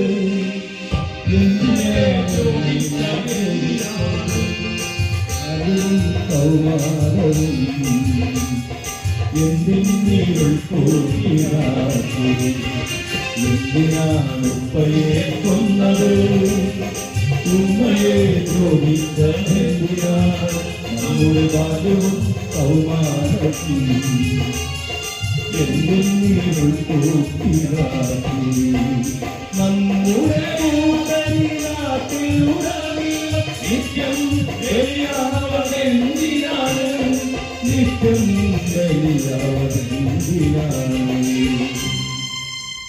വിശ്വാസപ്പെടി തിന്മയുടെ മാർഗം സ്വീകരിച്ച് നിന്നെ പോലുള്ളവരാണ് ഇസ്ലാമിന്റെ യഥാർത്ഥ ശത്രു. എനിക്കിതിൽ കൂടുതൽ നിൽക്കാൻ പറ്റില്ല. അല്ലെങ്കിൽ നീ ഒരു കാര്യം ചെയ്യും, നീ അവളെ ഇസ്ലാമിലേക്ക് ക്ഷണിക്കേ. അബദ്ധമായി പറയുന്നത്, ഒരു അമുസ്ലിമിന്റെ അവകാശങ്ങൾ ഇല്ലാതാക്കുകയോ അവന്റെ എന്തെങ്കിലും പിടിച്ചു വരയ്ക്കുകയോ ചെയ്താൽ അവസാന നാളുകളിൽ അവന് വേണ്ടി വാദിക്കുന്നത് താനായിരിക്കുമെന്നല്ലേ പ്രവാചകൻ പറഞ്ഞിട്ടുള്ളത്. എന്നിട്ടും നീ അൻവറിന്റെ മുഖം കൂടുതൽ തീഷ്ണമായി വിറച്ചു. എടാ, ഖുർആൻ കലക്കി കുടിച്ച അവന്റെ മുഖം കൂടുതൽ തീഷ്ണമാകുന്നത് കണ്ട് ഞാൻ പേടിച്ചുപോയി. അവനെ മതം മയക്കിയിരുന്നു. ഈ വിവരം ഞാൻ നീലിമയോട് പറഞ്ഞില്ല. രണ്ടായിരുന്നു കാരണങ്ങൾ. ഒന്ന്, ഒരു അനാഥനായ അൻവറിനെയാണ് അവൾ പ്രേമിച്ചത്. രണ്ട്, ഇത്ര മതാന്ധനായ ഒരു സഹോദരൻ ഉണ്ടെന്നറിഞ്ഞാൽ അവൾക്ക് എന്നോടുള്ള സ്നേഹം കുറഞ്ഞു പോയെന്ന ഭയം. ഇർഫാൻ അലി തുടർന്നുള്ള എല്ലാ ദിവസവും എന്നെ നിരന്തരമായി വിളിച്ചുകൊണ്ടേയിരുന്നു. ഒരേ ഒരു കാര്യത്തില്, റിലീജിയസ് കൺവർഷൻ, നീലിമയുടെ മതം മാറ്റവുമായി ബന്ധപ്പെട്ട് മാത്രം. പ്രിയമുള്ളവരെ, അൻവറിന്റെ ഇർഫാന്റെയും തൽക്കാലം കഥ അവിടെ നിർത്തിയിട്ട് ഞാൻ വീണ്ടും ബംഗളൂരു ആശുപത്രിയിൽ നീലിമയുടെയും സമീപത്തേക്ക് പോവുകയാണ്. ഡോക്ടർ സീതാലക്ഷ്മി നീലിമയുടെ കൺപോളകൾ തുറന്ന് പരിശോധിക്കുകയാണ്. മോളെ, അയൺ കണ്ട് തീരെയില്ലല്ലോ, നീ ഒന്നും കഴിക്കുന്നില്ലേ? ആകെപ്പോയ ആൾ വളരണത്, നീ ആഹാരം കഴിക്കണോ? ഞാൻ ഇതിനെ പഠിപ്പിക്കണം. വൈദ്യമായി നിന്റെ ഭർത്താവ് അൻവർ ഇവിടെ, ഞാൻ 2-3 വട്ടം വിളിച്ചപ്പോഴാണ് സ്വിച്ച് ഓഫ് ആണ്. ആ അവരെങ്കിൽ വിളിച്ചാ പറയണേ എന്നെ വിളിക്കാം കേട്ടോ, അത് കാണിച്ചു കൊടുക്കണമല്ലോ. ഈ സമയം എല്ലാം ഡോക്ടർ ആന്റിയോട് തുറന്നു പറയണമെന്ന് തോന്നി. എല്ലാ ഇരുട്ട് പകർന്ന് കൂടുതൽ പ്രകാശപൂരിതമായ ഒരു പ്രഭാതത്തിലേക്ക് ഉണരുമെന്ന പ്രതീക്ഷയോടാണ് കിടക്കുന്നത്. ഉണരുന്നതോ കൂടുതൽ കട്ട പിടിച്ച് ഇരുട്ടിലേക്ക്. ഡോക്ടർ ആന്റി പോയ ശേഷം മുനിയമ്മയുടെ പ്രായമേറിയ കണ്ണുകൾ നീലിമയുടെ പ്രായം കുറഞ്ഞ കണ്ണുകളിലേക്ക് നോക്കി.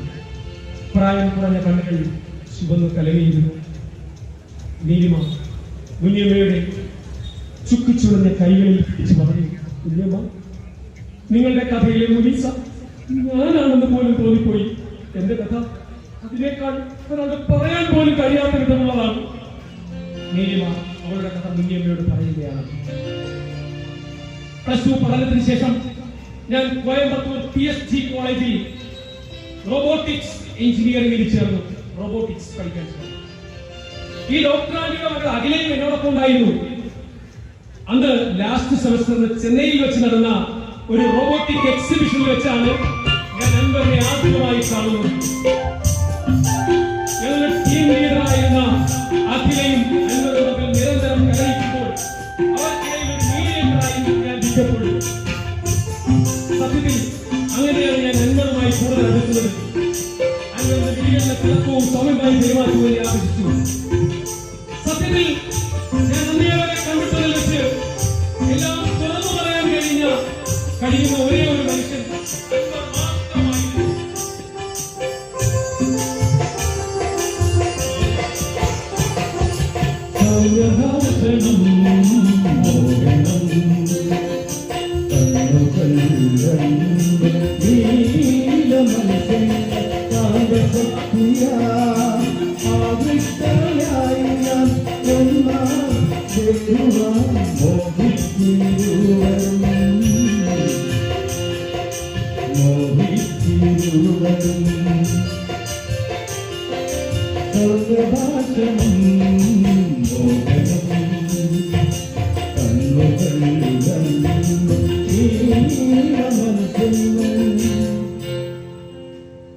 അതൊക്കെ ചോദിച്ചു.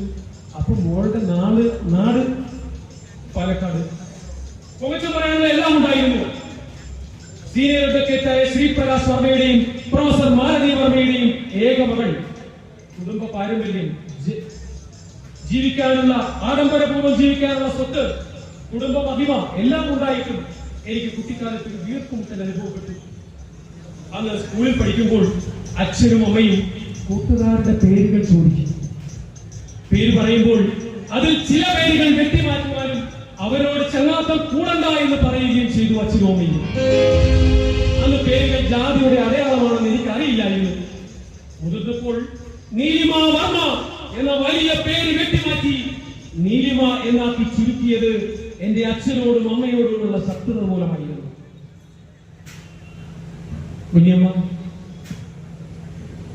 കുഞ്ഞമ്മ, നിങ്ങൾ ഈ പറയുന്ന കഥയിലെ നിങ്ങളുടെ കഥയിലെ മുനീസ ഞാനാണെന്ന് തോന്നിയെങ്കിൽ എന്റെ കഥ എത്രമാത്രം ബുദ്ധിമുട്ടുള്ളതാണെന്ന് അറിയാമോ? ഒരു ദിവസം കോഫി ഷോപ്പിൽ കാപ്പി കുടിച്ചുകൊണ്ടിരിക്കവേ അൻവറിന്റെ കണ്ണിലെ നീല മത്സ്യങ്ങളുടെ തിളക്കം കുറയുന്നത് പോലെ തോന്നുന്നു. ഞാൻ അവനോട് ചോദിച്ചു, എന്താ അൻവർ നിനക്കിനോട് പറയാനുണ്ട്? എന്താ നിനക്കൊരു നിറവും? അവൻ എന്നോട് ചോദിച്ചു, മനുഷ്യനെന്തിനു സ്നേഹിക്കുന്നു പരസ്പരം, മനുഷ്യനെന്തിനു സ്നേഹിക്കുന്നു പരസ്പരം, ഏകാന്തതയെ കൊണ്ടെടുക്കാൻ മനുഷ്യരെന്തിനു സ്നേഹിക്കുന്നു പരസ്പരം, ഏകാന്തതയെ കൊണ്ടെടുക്കാൻ എത്ര തിരുക്കപ്പെട്ടു നടത്തിയുമെന്നേ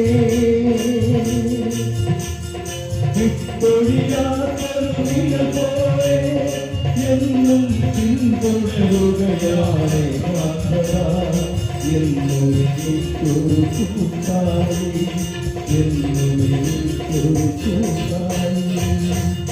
അവൻ പറഞ്ഞു, ഉപ്പയുമ്മയും ഏറ്റവും കുഞ്ഞോമത് മാമയും കൂടി പോയ ശേഷം ഞാൻ തികച്ചും ഏകനായി. അപ്പോ ദൈവം പറഞ്ഞു, അൻവറേ, നിന്റെ ഈ ഏകാന്തതയെ ഇല്ലാതാക്കാനല്ലേ ഈ ഞാൻ സൗമ്യഭാഷണം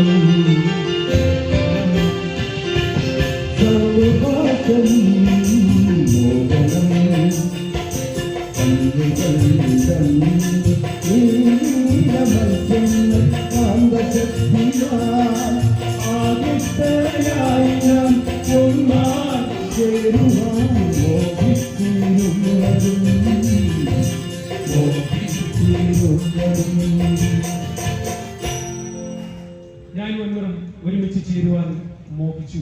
ഞങ്ങൾ അങ്ങനെ തീരുമാനിച്ചു. എന്റെ 5 കൂട്ടുകാർ ഞങ്ങളെ പഞ്ചപാണ്ഡവാസ് എന്നാണ് വിളിക്കുന്നത്. എന്നെ കൂടാതെ അഖില, യമുന, നോയൽ, ജോഷ്വ, ഞങ്ങൾ 5 പേരും ഗാന്ധി പാർക്കിൽ ഒരുമിച്ച് ഒരു മീറ്റിംഗ് കൂടി എന്റെയും അൻവറിന്റെയും വിവാഹത്തെ പറ്റി ചർച്ച ചെയ്തു. പ്രിയമുള്ളവരെ, ശ്രദ്ധിച്ചിരിക്കണം, മതപരമല്ലാത്ത തരത്തിൽ 2 തരത്തിൽ വിവാഹം ചെയ്യാം. 2 തരത്തിൽ വിവാഹം. ഒന്ന്, സ്പെഷ്യൽ മാരേജ് ആക്ട് അനുസരിച്ച് രജിസ്റ്റർ വിവാഹം ചെയ്യാം. അതിന് 2 കണ്ടീഷൻസ് ഉണ്ട്. ഒന്ന്, വിവാഹിതരാകുന്നതിൽ ആരെങ്കിലും ഒരാൾ കുറഞ്ഞത് 30 ദിവസമെങ്കിലും ആ സ്ഥലത്ത് സ്ഥിരതാമസം ഉണ്ടായിരിക്കണം. ഇവരുടെ കേസിൽ അൻവർ 2 വർഷത്തിലേറെയായി അവിടെ ജോലി ചെയ്യുന്നില്ല. രണ്ടാമത്തേത്, വിവാഹിതരാകുന്നവരുടെ 2 പേരുടെയും കംപ്ലീറ്റ് ഡീറ്റെയിൽസ് അവിടുത്തെ നോട്ടീസ് ബോർഡിൽ പ്രദർശിപ്പിക്കണം. ഇവരെ സംബന്ധിച്ച് അതല്പം ദുഃഖമാണ്. കാരണം ഹിന്ദുവായ നീലിമയുടെയും മുസ്ലിമായ അൻവറിന്റെയും വിവരങ്ങൾ ഇങ്ങനെ പ്രചരിപ്പിക്കുമ്പോ അക്കാലത്ത് ഇതിന്റെ ഫോട്ടോ എടുത്ത് സോഷ്യൽ മീഡിയയിലൂടെ ലവ് ജിഹാദ് ക്യാമ്പയിന്റെ എതിരായിട്ട് ആളുകൾ പ്രചരിപ്പിക്കാറുണ്ടായിരുന്നു. നീലിമയുടെ ആദ്യനായ പിതാവെന്നാണ് ഇതറിഞ്ഞാൽ ആകെ പ്രലാപ്പാവും. അപ്പൊ ഒന്ന്, സ്പെഷ്യൽ മാരേജ് ആക്ട് പ്രകാരം രജിസ്റ്റർ മാരേജ് ചെയ്യാം. 2 കണ്ടീഷൻസ്. ഇതല്ലാതെ മറ്റൊന്നുണ്ട്. എനിക്ക് ഇയാളോട് ഇഷ്ടം തോന്നിയാൽ വാ, 2 പേരും കൂടി ഒരുമിച്ച് താമസിക്കാം. ഒരു കണ്ടീഷൻസും ഇല്ല. ഒരുമിച്ച് ഇഷ്ടപ്പെടുന്നവർക്ക് തമ്മിൽ താമസിക്കാം. ഇഷ്ടം കുറഞ്ഞു വരുമ്പോ വേണമെങ്കിൽ വേറെ പോകാം. കുട്ടികൾ ഉണ്ടാവാം, കുട്ടികൾ ഉണ്ടാവാതിരിക്കാം. യാതൊരു നിയമപ്രാബല്യവുമില്ല, പിൻബലവുമില്ല. അങ്ങനെ കൂലങ്കഷമായ ചർച്ചകൾക്കൊടുവിൽ ഞങ്ങൾ രജിസ്റ്റർ മാരേജ് ചെയ്യാൻ തീരുമാനിച്ചു. ഫെബ്രുവരി 14 മുൻകൂട്ടി നിശ്ചയിച്ചതുപോലെ രജിസ്റ്റർ മാരേജ് കഴിഞ്ഞു. കല്യാണത്തിന് ശേഷം അൻവർ പതിവ് പോലെ അവരുടെ ഫ്ലാറ്റിലും നീലിമ അവളുടെ ഹോസ്റ്റലിലും താമസിച്ചു. അവസാന വർഷ പരീക്ഷയ്ക്ക് ശേഷവും നീലിമ വീട്ടിലേക്ക് പോയില്ല. ക്യാമ്പസ് ഇന്റർവ്യൂ ഉണ്ട്, കുറെ അധികം കാര്യങ്ങൾ ചെയ്തു തീർക്കാനുണ്ട്, ഇപ്പൊ വരാൻ പറ്റില്ല എന്ന് പറഞ്ഞു. അമ്മ ശകാരിച്ചു, പറ്റില്ല നീലിമ, നീ അച്ഛനെ ചൂണ്ടിപ്പിടിപ്പിക്കരുത്, പെട്ടെന്ന് ഇങ്ങോട്ട് പോന്നോളൂ. ഒടുവിൽ ഗത്യന്തരമില്ലാതെ അൻവറിന്റെ കാര്യം പറഞ്ഞു. തൊട്ടടുത്ത ദിവസം അച്ഛനും അമ്മയും ഹോസ്റ്റലിലെത്തി. അവരേറെ നിർബന്ധിച്ച് എന്നെ കൂട്ടിക്കൊണ്ടുപോകാൻ ശ്രമിച്ചു. ഞാൻ ഒടുവിൽ പറഞ്ഞു, ഇനി അൻവർ ഇല്ലാതെ മറ്റൊരു ജീവിതമേ ഇല്ല എന്ന്. മടക്കി അയച്ചു. പോകുന്ന വഴിയിൽ അച്ഛൻ കോയമ്പത്തൂർ സ്റ്റേഷനിൽ ഒരു പരാതി കൊടുത്തു.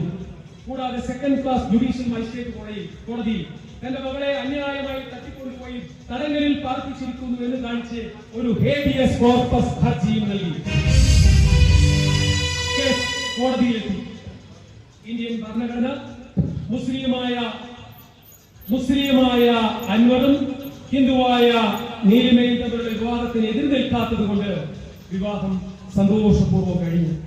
കോടതിയും നിയമവും കൂടെ നിന്നു. ആയിടയ്ക്ക് അൻവറിന് കോയമ്പത്തൂരിൽ നിന്നും ബംഗളൂരു സിറ്റിയിലേക്ക് സ്ഥലം മാറ്റം കിട്ടി. ഗുൽമോഹർ മരങ്ങൾ പൂത്തുവന്ന ഏപ്രിൽ മാസത്തിലാണ് അൻവറും നീലിമയും ബംഗളൂരു നഗരത്തിലെ ബൊമ്മനഹള്ളിയിലെ അതുല്യ അപ്പാർട്ട്മെന്റിലെ 2 BHK ഫ്ലാറ്റിലേക്ക് പോകുന്നത്. ഒരിക്കൽ ഷോപ്പിംഗിനിടയിൽ അവർ ഒരു വലിയ ഫിഷ് ടാങ്കും ക്രൗൺ ടൈൽ ഇനത്തിൽപ്പെട്ട തൊപ്പിക്കാരായ 2 നീല വെറ്റ മത്സ്യങ്ങളെയും അതിനുവേണ്ട accessories, LED bulb, oxygen pump തുടങ്ങിയവയും വാങ്ങുമ്പോൾ തന്നെ ഈ നീല വെറ്റ മത്സ്യങ്ങൾ പരസ്പരം കൊത്തുകൂടുന്നത് കൊണ്ട് അവയ്ക്കിടയിൽ ഒരു പ്ലാസ്റ്റിക് സ്തരം ക്രമീകരിച്ചിട്ടുണ്ട്.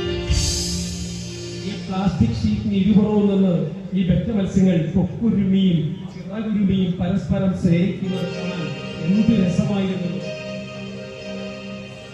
ഒരിക്കൽ ബൊമ്മനഹള്ളിയിലെ ഞങ്ങളുടെ ഫ്ലാറ്റിൽ ഈ പഞ്ചപാണ്ഡവാസ് എല്ലാം വീണ്ടും ഒത്തുകൂടി ഒരാഴ്ച അടിച്ചു പൊളിച്ച ശേഷം തിരികെ പോയി. അതിനുശേഷം വീണ്ടും അൻവറിന്റെ മുഖത്ത് ഒരു വിഷാദ ഛായ പ്രകടമായി. ഞാൻ അവന്റെ തല എന്റെ മടിയിലേക്ക് പിടിച്ചു വെച്ച് മുടിയിലേക്കിലൂടെ വിരലോടിച്ചുകൊണ്ട് ചോദിച്ചു, അൻവർ, നിനക്ക് എന്തെങ്കിലും എന്നോട് പറയാനുണ്ടോ? എന്താ നിനക്കൊരു വിഷാദം? അവൻ ചിരിച്ചുകൊണ്ട് എന്റെ രണ്ട് കവളുകളിലും മുന്നിൽ എന്നോട് ചോദിച്ചു, മോളെ, നമുക്ക് ആ വെറ്റ മത്സ്യങ്ങൾക്കിടയിലുള്ള പ്ലാസ്റ്റിക് തരം നീക്കം ചെയ്താലോ? അവരങ്ങനെ ചെയ്തു. അനാദ്യമായി അവർ ഏറ്റവും കൂടുതലായി തളർന്നുറങ്ങി. ഭീകരമായ ആ രാത്രിയിൽ നീലിമ കഥ തുടരുകയാണ്. ഭീകരമായ ആ രാത്രിയിൽ വെറ്റ മത്സ്യങ്ങൾക്ക് ആഹാരം കൊടുത്തതിനു ശേഷം ഞങ്ങൾക്ക് ഇഷ്ടമുള്ള, ഞങ്ങൾക്ക് രണ്ടുപേർക്കും ഏറ്റവും ഇഷ്ടപ്പെട്ട ആ ഗാനം മൂളി.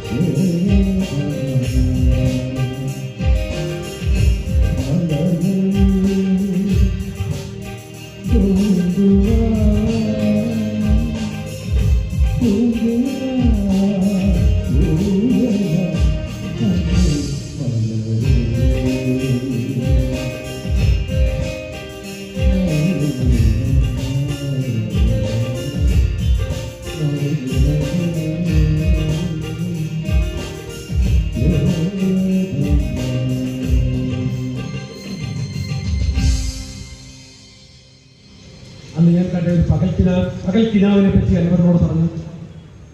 നീലിമ ഒരു ബ്ലാക്ക് ആൻഡ് വൈറ്റ് ചിത്രശലഭമായി പാറിപ്പറന്ന് നടക്കുകയായിരുന്നു. ഒടുവിൽ ഭാവിസ്ഥാനം കുറഞ്ഞ ഒരു സ്ഫടിക പാത്രത്തിൽ അകപ്പെട്ടു പോയി. അവിടെ നിന്നും പുറത്തേക്ക് നോക്കുമ്പോൾ സ്ഫടിക പാത്രത്തിൽ ഉള്ളിൽ നിന്നും വെളിയിലേക്ക് നോക്കുമ്പോൾ എവിടെയും അവിടെ നിന്ന് രക്ഷപ്പെടാൻ കഴിയാതെ ഞാൻ ചിറകടിച്ച് ചലനമറ്റ് ആ സ്ഫടിക പാത്രത്തിൽ അകപ്പെട്ടു പോയി എന്ന് അൻവർ ഓടി വന്ന് അവരെ കെട്ടിപ്പിടിച്ച് പറഞ്ഞു, എന്റെ പ്രിയപ്പെട്ട പൂമ്പാറ്റയെ ഞാൻ രക്ഷിച്ചിരിക്കുന്നു. അപ്പോൾ പുറത്ത് കാലിങ്കലടിക്കുന്ന ശബ്ദം. ആരായി പാതിരാത്രിക്ക്? അൻവർ ഡോർ തുറക്കാൻ പോയി. ഞാൻ കിച്ചണിലേക്ക് കുറെ കഴിഞ്ഞ് ഡോർ അടയ്ക്കുന്ന ശബ്ദം കേട്ടാണ് ഞാൻ തിരികെ വന്നത്. അപ്പോൾ അനുവിനോടൊപ്പം അപരിചിതരായ രണ്ടുപേർ. അതിൽ മീശ പിരിച്ചു വെച്ച് തടിച്ചു കുടുങ്ങിയാളിന്റെ കയ്യിലുള്ള റിവോൾവർ അൻവറിന്റെ തലയ്ക്ക് നേരെ ചൂണ്ടിയിരുന്നു. അവന്റെ കൈകൾ രണ്ടും പിറകിലോട്ട് പിരിച്ചു വെച്ച് വിലങ്ങണിയിച്ചിരുന്നു. എന്നെ കണ്ടപാടെ ആ റിവോൾവർ എന്റെ നേരെ ചൂണ്ടി അന്വേഷിച്ചു പോകരുതെന്ന് പറഞ്ഞു. അയാൾ ഐഡന്റിറ്റി കാർഡ് എന്നെ കാണിച്ചു. Sudheesh Bharat, IG, NIA. ഞാൻ ബോധം വന്നപ്പോൾ ഞാൻ കട്ടിലിൽ കിടക്കുകയാണ്. തൊട്ടടുത്ത് രണ്ട് വനിതാ പോലീസുകാരികളുമുണ്ട്. എന്റെ അടുത്ത് കസേരയിൽ കാലിന്മേൽ കാല് കാത്തി വെച്ചിരുന്ന ആ പോലീസുകാരന്റെ വീശ പിഴുതലിയെന്ന് കണ്ണുകൾ കുത്തിപ്പൊട്ടിക്കണമെന്ന് എനിക്ക് തോന്നി. അയാൾ ഒരു ഫോട്ടോ എന്റെ നേരെ കാണിച്ചിട്ട് ചോദിച്ചു, ഈ ഫോട്ടോയിൽ നിങ്ങളുടെ ഭർത്താവിനോടൊപ്പം നിൽക്കുന്ന രണ്ടാമനെ അറിയാമോ? ഇല്ല, അറിയില്ല. സത്യം പറയൂ, നിങ്ങൾക്കറിയാം. നിങ്ങൾ ഗർഭിണിയല്ലായിരുന്നെങ്കിൽ നിങ്ങളെ ഞങ്ങൾ കൊണ്ടുപോകുമായിരുന്നു. പറയൂ. എനിക്കറിയില്ല. അപ്പൊ നിങ്ങളുടെ ഭർത്താവ് ഇതൊന്നും നിങ്ങളുടെ പറഞ്ഞിട്ടില്ല. നിങ്ങളുടെ ജീവിതത്തിൽ യാതൊരു സുതാര്യതയുമില്ലല്ലോ. ഇതാണ് നിങ്ങളുടെ ഭർത്താവിന്റെ സഹോദരൻ ഇർഫാൻ അലി. നിങ്ങൾക്ക് ആള് മാറിപ്പോയതാണ്. ഉറപ്പായി അൻവറായിരിക്കില്ല. എനിക്ക് അൻവറിനെ കാണും. അവനെ അൻവർ മറ്റൊരു പോലീസുകാരോടൊപ്പം മുറിയിലേക്ക് വന്നു. അപ്പോൾ അവന്റെ കൈകളിൽ വിലങ്ങുകളില്ലായിരുന്നു. അൻവറിനെ കണ്ടപാടെ നീലിമ, അൻവറെ, നിന്നെ മാത്രം കണ്ടിട്ടല്ലേ എല്ലാം വിട്ടാണ് ഞാൻ നിന്നോടൊപ്പം പോകുന്നത്. എന്നിട്ടും നീ എന്നോട് പലതും മറച്ചു വെച്ചു അല്ലേ? ഇത് വിലമായിരുന്നു. ഓടിച്ചെന്ന് തളർന്നു വീഴാൻ ഒരുങ്ങിയ ഒലീസയെ കെട്ടിപ്പിടിച്ചു നിറകയിൽ ചൂടിച്ചു. മോളെ, ക്ഷമിക്കുമോളെ, ചെറിയ അബദ്ധം പറ്റി. ഞാനെല്ലാം തുറന്നു പറയാം. ഈ പോലീസുകാർക്ക് ഒന്ന് രണ്ട് സംശയങ്ങളുണ്ട്. എനിക്കിപ്പോ അവരോടൊപ്പം പോകണം. ഞാൻ ഉടനെ തിരിച്ചെത്തിക്കൊള്ളാം. ഞാനെല്ലാം തുറന്നു പറയാം. നീ ക്ഷമിക്കും. ആലിംഗനത്തിൽ നിന്നും വിടർന്ന് പോകുമ്പോൾ ജീവിതം തന്നെ തീർന്നു പോവുകയാണോ എന്ന് അൻവറിന് തോന്നി.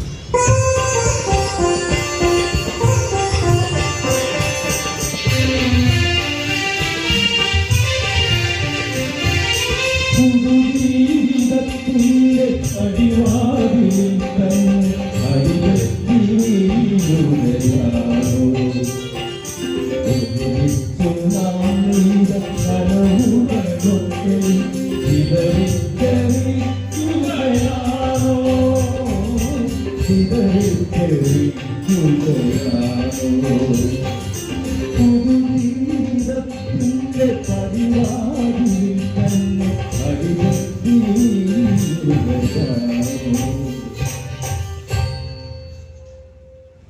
കഥ പറച്ചിൽ നടക്കുന്നതിനിടെ മുനിയമ്മ നീലിമയോട് ചോദിച്ചു, മോളെ ഞാൻ കുറെ ദിവസമായില്ലേ വന്നിട്ട് വീട്ടിലൊന്ന് പോയി വരട്ടെ. അയ്യോ വേണം വേണം മുനിയമ്മ, അയ്യോ ഉറപ്പായിട്ട് വേണം, ഞാനിവിടെ പറയാതിരിക്കുകയായിരുന്നു. അങ്ങനെ മുനിയമ്മ വീട്ടിലേക്ക് പോയി. ഒരു 3 മണിക്കൂർ കഴിഞ്ഞപ്പോ തന്നെ തിരികെ എത്തിയ മുനിയമ്മയോട് നീലിമ ചോദിച്ചു, മുനിയമ്മ വീട്ടിൽ എന്തൊക്കെയുണ്ട് വിശേഷങ്ങൾ? പാത്തു എന്ത് പറയുന്നു? മുനിയമ്മ പറഞ്ഞു, പിന്നീട് സംസാരിക്കാം. അതല്ല, വീട്ടിൽ പോയിട്ട് വരുമ്പോഴല്ലേ വീട്ടിൽ വിശേഷങ്ങൾ പറയാൻ. പറ, പാത്തു എന്ത് പറയുന്നു? മുനിയമ്മ മറ്റൊരു ഭാവ പകർച്ചയിലേക്ക് മാറി. മോൾക്ക് എന്നെ പറ്റി എന്തറിയാം? ഞാനൊരു കൊലപാതകയാണെന്നും ജീവനെന്നും തടവ് ശിക്ഷ കഴിഞ്ഞാണെന്നും മോൾക്ക് അറിയില്ലല്ലോ. ഇത് കേട്ടപാടെ നീലിമയ്ക്ക് ഒരു പാത്തു ഏകദേശം 2 വയസ്സ് പ്രായമായപ്പോൾ ഏറെ മാറ്റങ്ങൾ കണ്ടു തുടങ്ങി. അങ്ങനെ ഒരുവിധം സന്തോഷപൂർവ്വം ജീവിച്ചു വരികയും ഒരു ദിവസം രാത്രിയിൽ വാതിലിൽ ഒരു മുട്ടു കേട്ടു. കഥക് തുറന്നപ്പോൾ റഷീദായിരുന്നു. എന്നാൽ പഴയ പോലെ കുളിച്ച കള്ളിന്റെ ഗന്ധമുണ്ടായിരുന്നില്ല. അയാൾ കൂപ്പുകൈകളോടെ ചെയ്തുപോയ തെറ്റുകൾക്കെല്ലാം മാപ്പിരുന്നുകൊണ്ട് യാചിക്കുകയാണ്. ഇനി ഒരിക്കലും എന്റെയും പാത്തുവിനെ വിശ്വസിക്കില്ല എന്നും ഇങ്ങനെ നല്ലോണം നോക്കിക്കൊള്ളാമെന്നും കൂടെ താമസിക്കാൻ അനുവദിക്കണമെന്നും പറഞ്ഞ് അയാൾ പശ്ചാത്തലത്തിൽ കരയുകയായിരുന്നു. ഇനി നിങ്ങളോടൊപ്പം ഒരു ജീവിതമില്ലെന്ന് പറഞ്ഞ് ഞാൻ കഥ വാഞ്ഞടച്ചു. അന്ന് രാത്രി മുഴുവനും അയാൾ വെളിയിലിരുന്ന് പഴാങ്കം പറഞ്ഞ് കരയുകയായിരുന്നു. ഇത് കുറെ ദിവസം തുടർന്നപ്പോൾ ഞാൻ ജാനുവിടത്തിയോട് കാര്യം പറഞ്ഞു. ജാനുവിടത്ത് പറഞ്ഞു, മോളെ ചിലപ്പോൾ അയാൾ നല്ല മനുഷ്യനായി തിരിച്ചു വന്നതാണെങ്കിലോ, നീ ചെറുപ്പമല്ലേ, ഇന്ന് എത്ര നാൾ ജീവിക്കേണ്ടതാ മിനിസ്, നിനക്ക് ക്ഷമിക്കാമെങ്കിൽ ക്ഷമിക്കടി. ഞാൻ അയാളെ വിശ്വസിക്കാൻ ശ്രമിച്ചു. ഇബ്ലീസ് തിന്മകളെല്ലാം വെടിഞ്ഞ് നന്മയുടെ പ്രതീകമായി ചിഹ്നായി മാറി വന്നതാണെങ്കിലോ, ഞാൻ അയാളെ വിശ്വസിക്കാൻ ശ്രമിച്ചു. ഒരു ദിവസം ഞാൻ ഒരുങ്ങിയിരുന്നു, കണ്ണുകളിൽ സുറുമ വച്ചു. വാതിൽ തുറന്നു കിടന്നെത്തി.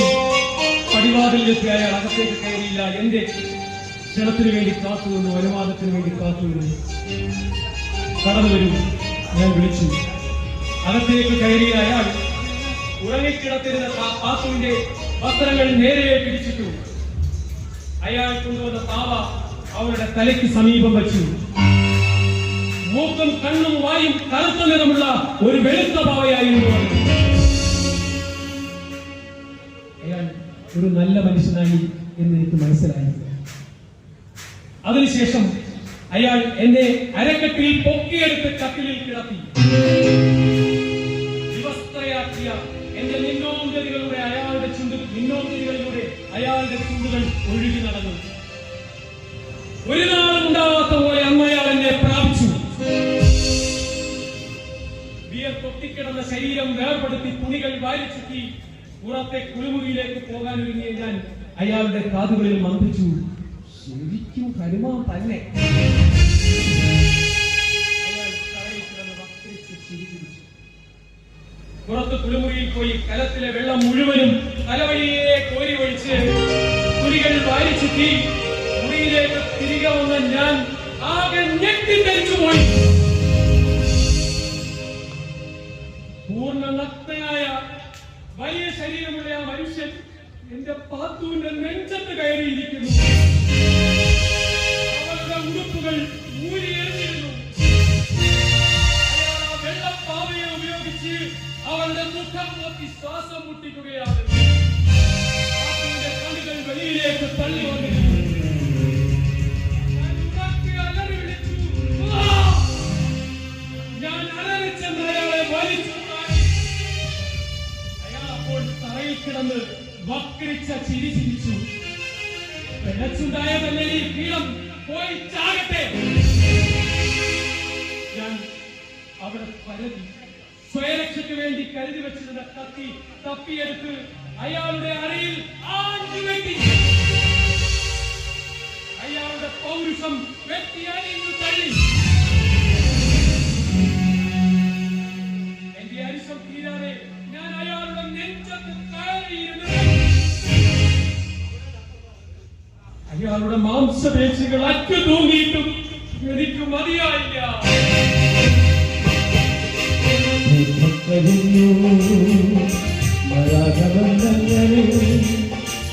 രക്തം പുരണ്ട കഷണങ്ങളായി കണ്ണുകളുണ്ടി പുറത്തെ പുറന്നൊരു കുഞ്ഞുവായാലും ഇരുട്ടിൽ മറഞ്ഞു, കുഞ്ഞുവായാലും ഇരുട്ടിൽ മറഞ്ഞു.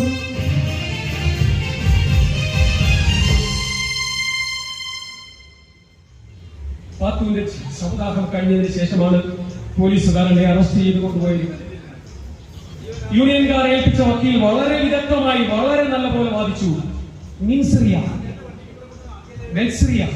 അറിയാതെ ചെയ്തു പോയ തെറ്റ്, കുഞ്ഞിനെ പീഡിപ്പിക്കുന്നത് കണ്ടപ്പോൾ അറിയാതെ ചെയ്തു പോയ ഒരു തെറ്റ് എന്നെ വെറുതെ വിടുമായിരുന്നു. പക്ഷേ ഞാൻ അതിന്റെ പാത്തുവിനെ കാണിക്കുന്ന ഒരു അപരാധമല്ലേ? ഞാൻ ഉറക്കെ കോടതിയിൽ വിളിച്ചു പറഞ്ഞു,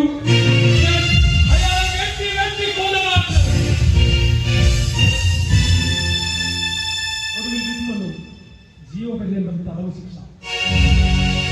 14 വർഷം പൂജപ്പുര സെൻട്രൽ ജയിലിലെ തടവുകാർ വളരെ സ്നേഹത്തോടെ പെരുമാറി ധാരാളം പുസ്തകങ്ങൾ വായിക്കാൻ തുടങ്ങി.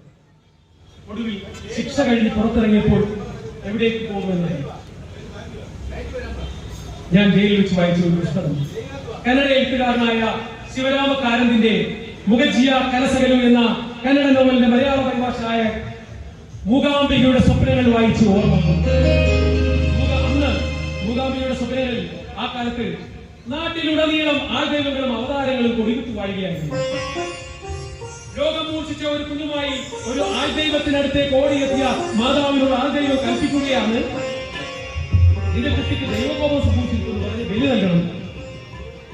മുതൂർ ഗ്രാമത്തിലെ മൂകി മുത്തശ്ശി ആരുടെ ചുവട്ടിൽ കുട്ടികളോട് വർത്തമാനം പറയുന്ന, കുശലങ്ങൾ പറയുന്ന, കഥകൾ പറയുന്ന മൂകി മുത്തശ്ശിയുടെ ഈ കഥ പറഞ്ഞതിന് ശേഷം മൂകി മുത്തശ്ശി ചോദിച്ചു അതിന്റെ കുട്ടിയോട്, മോനെ സുബാ, ദേഷ്യപ്പെടാനും ശപിക്കാനും കുഞ്ഞിനെ ബലി ചോദിക്കാനും വേണ്ടി ഒരു ദൈവം നമുക്ക് വേണോടാ?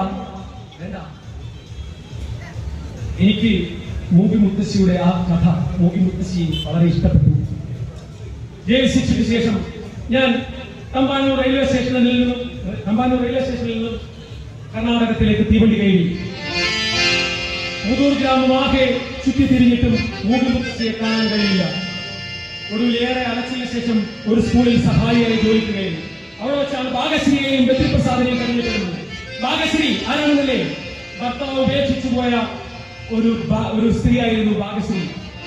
എന്റെ പാത്തുവിനെ പോലെ വിജയശേഷിക്കാരനായ തന്റെ മകൻ ബദ്രിപ്രസാദിനെ പരിപാലിക്കാൻ അവൾ ഏറെ കഷ്ടപ്പെടുന്നുണ്ടായിരുന്നു. ഞാനും ഭാഗശ്രീയോടൊപ്പം ചേർന്ന് ബദ്രിപ്രസാദിനെ ഇരുട്ടിൽ നിന്നും ജീവിതത്തിന്റെ പകൽ വെളിച്ചത്തിലേക്ക് കൊണ്ടുവന്നു. സമാന മനസ്കരായ കുറെ അധികം ആളുകൾ ചേർന്ന് ഒരു അയൽക്കൂട്ടം രൂപീകരിച്ചു. ആദ്യം വിഷരഹിത പച്ചക്കറികൾ, തുടർന്ന് ആട് വളർത്തൽ, കോഴി വളർത്തൽ, താറാവ് വളർത്തൽ, ഒട്ടനവധി സംരംഭങ്ങൾ. ഇന്ന് 100-ലധികം ഭിന്നശേഷിക്കാരായ കുട്ടികളെ പരിപാലിക്കുന്ന ഒരു കെയർ സെന്റർ നടത്തുന്നു. എനിക്ക് പറഞ്ഞു,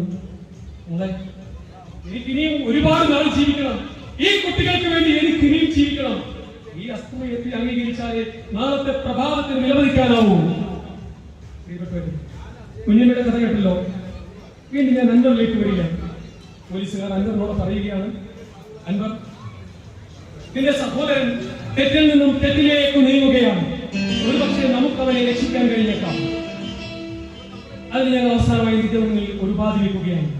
നീ അവനുമായി ഒരു കൂടിക്കാഴ്ച ഉടനെ ഫിക്സ് ചെയ്യണം. നീ നീലിമ മറന്നുപോകാൻ സമ്മതിച്ചുവെന്നും കുട്ടിയുടെ മതപരമായ എല്ലാ ചടങ്ങുകൾക്കും അവന്റെ സാന്നിധ്യം ഉണ്ടാവണമെന്നും നീ അവനെ അറിയിക്കണം. ശരിയാണ് സാർ.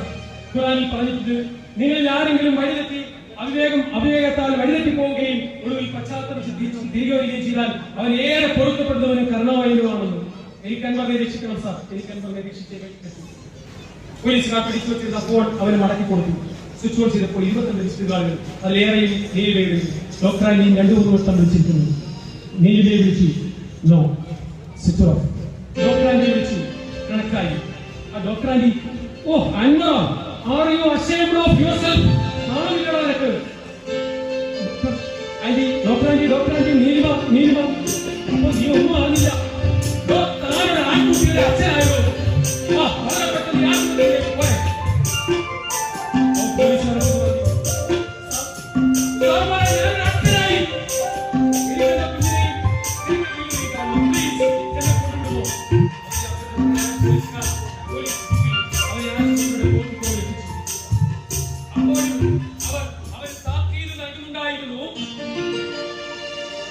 നിനക്കുലവിക്കും സ്വാതന്ത്ര്യം താൽക്കാലികം ഓക്കേവും നിനക്കുലവിക്കും സ്വാതന്ത്ര്യം താൽക്കാലികം ഓക്കേവും നിന്നുടെ മുകളിൽ കണ്ണുകളുള്ള അവിവേകങ്ങൾ കാട്ടരുത്. നിന്നുടെ മുകളിൽ കണ്ണുകളുണ്ട അവിവേകങ്ങൾ കാട്ടരുത്. അവൻ പറഞ്ഞു, ഇല്ല സാർ, ഞാൻ ചതിക്കോ വഞ്ചനിക്കോ ഒന്നും കൂട്ടു നിൽക്കില്ല. അവൻ വളരെ പെട്ടെന്ന് തന്നെ ഒരിക്കൽ കൂടി ഫോൺ നമ്പറിൽ ഡോക്ടർ ആന്റിയെ വിളിച്ച് റൂം നമ്പർ കൺഫേം ചെയ്ത് 3-ാം നിലയിൽ 307-ാം റൂമിലേക്ക് ഓടിക്കയറി. അവിടെ ആശുപത്രിയിൽ വിവിധയിനം മരുന്നുകളുടെയും എണ്ണകളുടെയും മണങ്ങൾക്ക് നടുവിൽ ചരിഞ്ഞു കിടക്കുകയായിരുന്നു നീലിമ. അവൻ പിറകിലൂടെ ചെന്ന് അവന്റെ കവിളുകളിൽ മുടി. എനിക്ക് വളരെ സന്തോഷമായി എന്ന് ഈ സമയം ഡോക്ടർ ആന്റി മുറിയിലേക്ക് വന്നു. ആരാ ഇവിടെ അപരിചിതരായിട്ടുള്ള ഒരാൾ നിൽക്കുന്നേ? അവന്റെ ചമ്മലുകൾ ഡോക്ടർ ആന്റി പറഞ്ഞു, ഞാൻ കൂടുതലൊന്നും തന്നെ പറയുന്നില്ല. ഇനി മേലിൽ ഈ പെങ്കൊച്ചിനെയോ ഈ കുഞ്ഞിനെയോ വിഷമിപ്പിച്ചാൽ അൻവറേ എന്റെ കയ്യുടെ ചൂട് നീ അറിയും. ഇത് സത്യമാണ് കേട്ടോ. ഡോക്ടർ ആന്റി പോയി. ഉടനെ കുഞ്ഞിയമ്മ കുഞ്ഞുമായി മുറിയിലേക്ക് പോയി.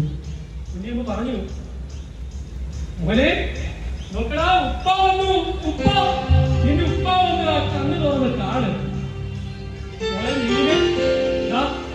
ഈ കൊച്ചു കുറുമ്പന്റെ കണ്ണുകള് ഉപ്പയുടെ കണ്ണുകൾ പറിച്ചു വെച്ചതാണ്. അൻവർ കുട്ടിയുടെ കണ്ണുകളിലേക്ക് നോക്കി. കുഞ്ഞിന്റെ നീല കണ്ണുകൾ, ചെറിയ നീല കണ്ണുകൾ അൻവറിന്റെ വലിയ നീല കണ്ണുകളിൽ മുങ്ങിക്കാണും. നാളെയാണ് ഇർഫാനുമായുള്ള കൂടിക്കാഴ്ച ഫിക്സ് ചെയ്തിട്ടുണ്ട്. അൻവർ തീവണ്ടി ഓഫീസിലെ മുന്നിലെ ആനന്ദ സ്വീറ്റ്സിൽ നിന്നും ഒരു പാക്കറ്റിൽ മൈസൂർ പാക്കും ബദാം ഹൽവയും ചോക്ലേറ്റ് കഷ്ണങ്ങളും വാങ്ങി ഒരു പാക്കറ്റിലാക്കി. പെരുമഴ പെയ്യുകയാണ്. ഈ പെരുമഴയത്ത് അവൻ റെയിൽവേ സ്റ്റേഷനുള്ളിലേക്ക് കയറി. ഇർഫാൻ പറഞ്ഞതിന് പ്രകാരം 7ാമത്തെ പ്ലാറ്റ്ഫോം കടന്ന് അത് കടന്നുള്ള 3ാമത്തെ സ്റ്റാബ്ലിംഗ് ലൈനിൽ നിർത്തിയിട്ടിരുന്ന തീവണ്ടിയുടെ എഞ്ചിനിൽ നിന്നും പിറകോട്ടുള്ള 3ാമത്തെ കോച്ചിൽ അൻവർ കയറി. ആരെയും കണ്ടില്ല. ഇർഫാനെ ഉറക്കെ വിളിച്ചപ്പോൾ ടോയ്ലറ്റിന്റെ വാതിൽ തുറന്ന് ഇർഫാൻ പുറത്തിറങ്ങി. പഴയതുപോലെ നീല ജീൻസും വെള്ളക്കുട്ടയും കൂടുതൽ നീണ്ടു വളർന്ന താടിയും തന്നെ വേഷം. അൻവർ ചോദിച്ചു, എടാ ഇങ്ങനെ ഒളിച്ചു പാത്തൊക്കെ നമ്മൾ എന്തിനാ സംസാരിക്കുന്നേ? വാ, നമുക്ക് വേറെ ഏതെങ്കിലും വലിയൊരു കോഫി ഷോപ്പിൽ പോയി സ്വസ്ഥമായി സംസാരിക്കാം. അപ്പോൾ ഇർഫാൻ പറഞ്ഞു, സ്വസ്ഥതയോ? എനിക്കോ നിനക്കോ നമ്മുടെ ആൾക്കാർക്കോ? അൻവർ പറഞ്ഞു, എടാ അവന്റെ കയ്യിലുള്ള ചോക്ലേറ്റ് പാക്കറ്റ് നീട്ടിക്കൊണ്ട് അൻവർ പറഞ്ഞു, എടാ ഞാനൊരു കുട്ടിയുടെ പിതാവായി. അത് ഗൗനിച്ചതയില്ല. കുഞ്ഞ്, കുടുംബം, പണം, ആഡംബരം, നീ തൃപ്തനായി അല്ലേ? ചുറ്റിലും ജിഹാദിന് അനുകൂലമായ സാഹചര്യം ഉണ്ടായിട്ടും ഇസ്ലാമിനെ വഞ്ചിച്ച നിന്നെ പോലുള്ളവരാണ് ഇസ്ലാമിന്റെ യഥാർത്ഥ ശത്രു. ഞാൻ നീലിമ മതം മാറാൻ സമ്മതിച്ചു. ഇനി നിനക്ക് സന്തോഷമായില്ലേ? നമുക്ക് സുഖമായിട്ട് ജീവിച്ചൂടെ? നീലിമ മതം മാറാൻ സമ്മതിച്ചു, ഇസ്ലാമാകാൻ സമ്മതിച്ചു. മുസ്ലിമായതുകൊണ്ട് മാത്രം കാര്യമില്ല, മുസ്ലിമായി ജീവിക്കണം. ലോകത്തിലെ സകല മുസ്ലിങ്ങൾക്കുമെതിരെ യുദ്ധം ചെയ്യണം. ഈ ലോകം മുഴുവനും ഇസ്ലാമുകളെ കൊണ്ട് നിറയുന്നതുവരെ ആ യുദ്ധം തുടരണം. അന്ന് പറഞ്ഞു, എടാ ഇർഫാനെ, പ്രാർത്ഥന ഒരുവനെ നന്മയിലേക്ക് നയിക്കുമെന്നല്ലേ പറയുന്നത്? നീ എന്നോട് തർക്കിക്കുന്നോ? ഞങ്ങൾ ചെയ്യുന്നതാണ് ശരി. ഇത് ജിഹാദാണ്, ഇത് നവോത്ഥാനമാണ്, സമുദായത്തിന്റെ പുനരുത്ഥാനമാണ്. അവന്റെ കഴുത്തിലെ ഞരമ്പുകൾ വലിഞ്ഞു മുറുകുന്നതും മുഖം കൂടുതൽ തീക്ഷ്ണമാകുന്നതും ഒരിക്കൽ കൂടി ഞാൻ കണ്ടു. ഈ സമയം മറുവശത്തുള്ള ബോഗിയുടെ മറുവശത്തുള്ള വാഹനത്തുറന്ന് കയ്യിൽ നീട്ടിപ്പിടിച്ച തോക്കുമായി സുഖീത് ഭഗത് ബോഗിക്കുള്ളിലേക്ക് കയറി.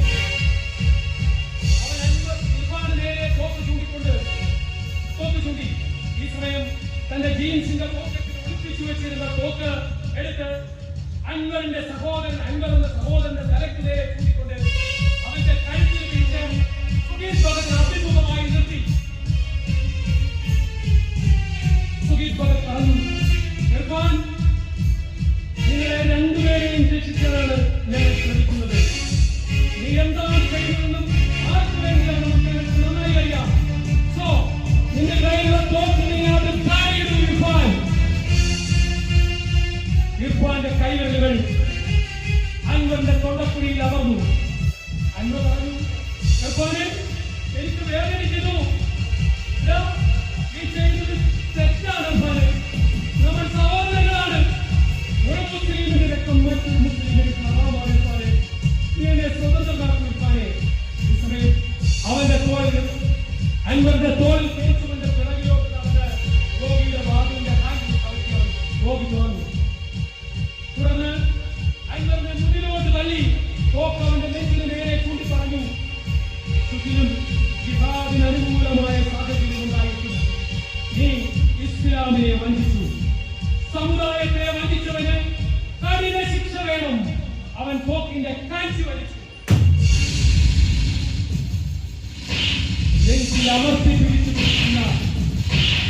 നെഞ്ചിൽ അമർത്തി പിടിച്ചു വെച്ചിരുന്ന ചോക്ലേറ്റ് പാക്കറ്റിലൂടെ വെടിയുണ്ട അൻവറിന്റെ നെഞ്ചിലേക്ക് പിടഞ്ഞു താഴുന്നു. ഉടനെ ഇർഫാൻ ആ തുറന്നു കിടന്ന ഡോറിലൂടെ കമ്പാർട്ട്മെന്റ് വെളിയിൽ ചാടി പെരുമഴയെ പോയി നീട്ടിപ്പിടിച്ച റിവോൾവറുമായി സുഖീത് ഭഗത് പിറകി വെടിപൊട്ടി.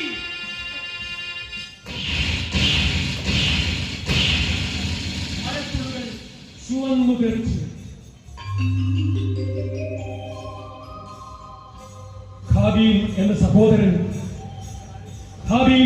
സഹോദരനോട് നിന്നെ ഞാൻ കൊല്ലുമെന്ന് പറഞ്ഞപ്പോൾ ഹാബീൽ പറഞ്ഞു, എന്നെ കൊല്ലാൻ നിന്റെ കൈകൾ ഉയർന്നാലും ഞാൻ നിന്നെ ഒന്നും ചെയ്യില്ല. കാരണം ഞാൻ അല്ലാഹുവിനെ ഭയപ്പെടുന്നു.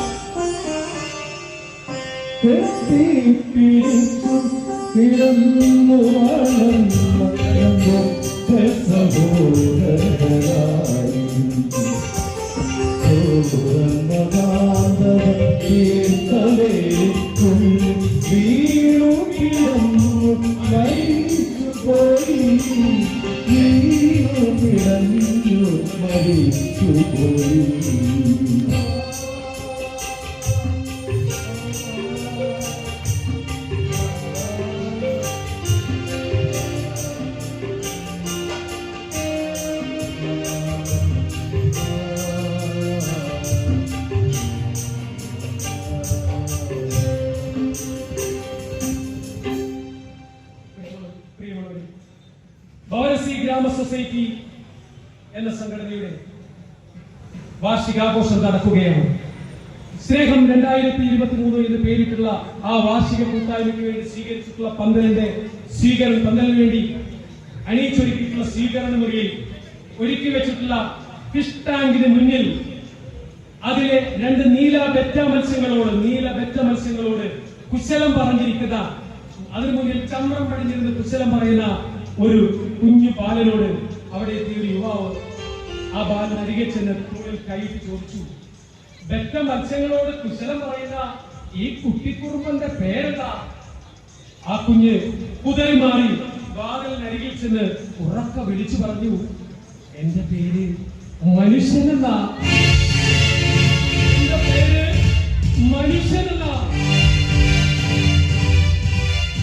പ്രിയമുള്ളവരെ, ഇങ്ങനെയുള്ള മനുഷ്യരെ കൊണ്ട് ഈ ലോകം നിറയുന്ന ഒരു നല്ല കാലത്തിനെ സ്വപ്നം കണ്ട് ഞാൻ എന്റെ ഈ എളിയ കഥാപ്രസംഗം ഇവിടെ അവസാനിപ്പിക്കുന്നു. നിങ്ങൾക്കെല്ലാം എന്റെ നന്ദി, നമസ്കാരം.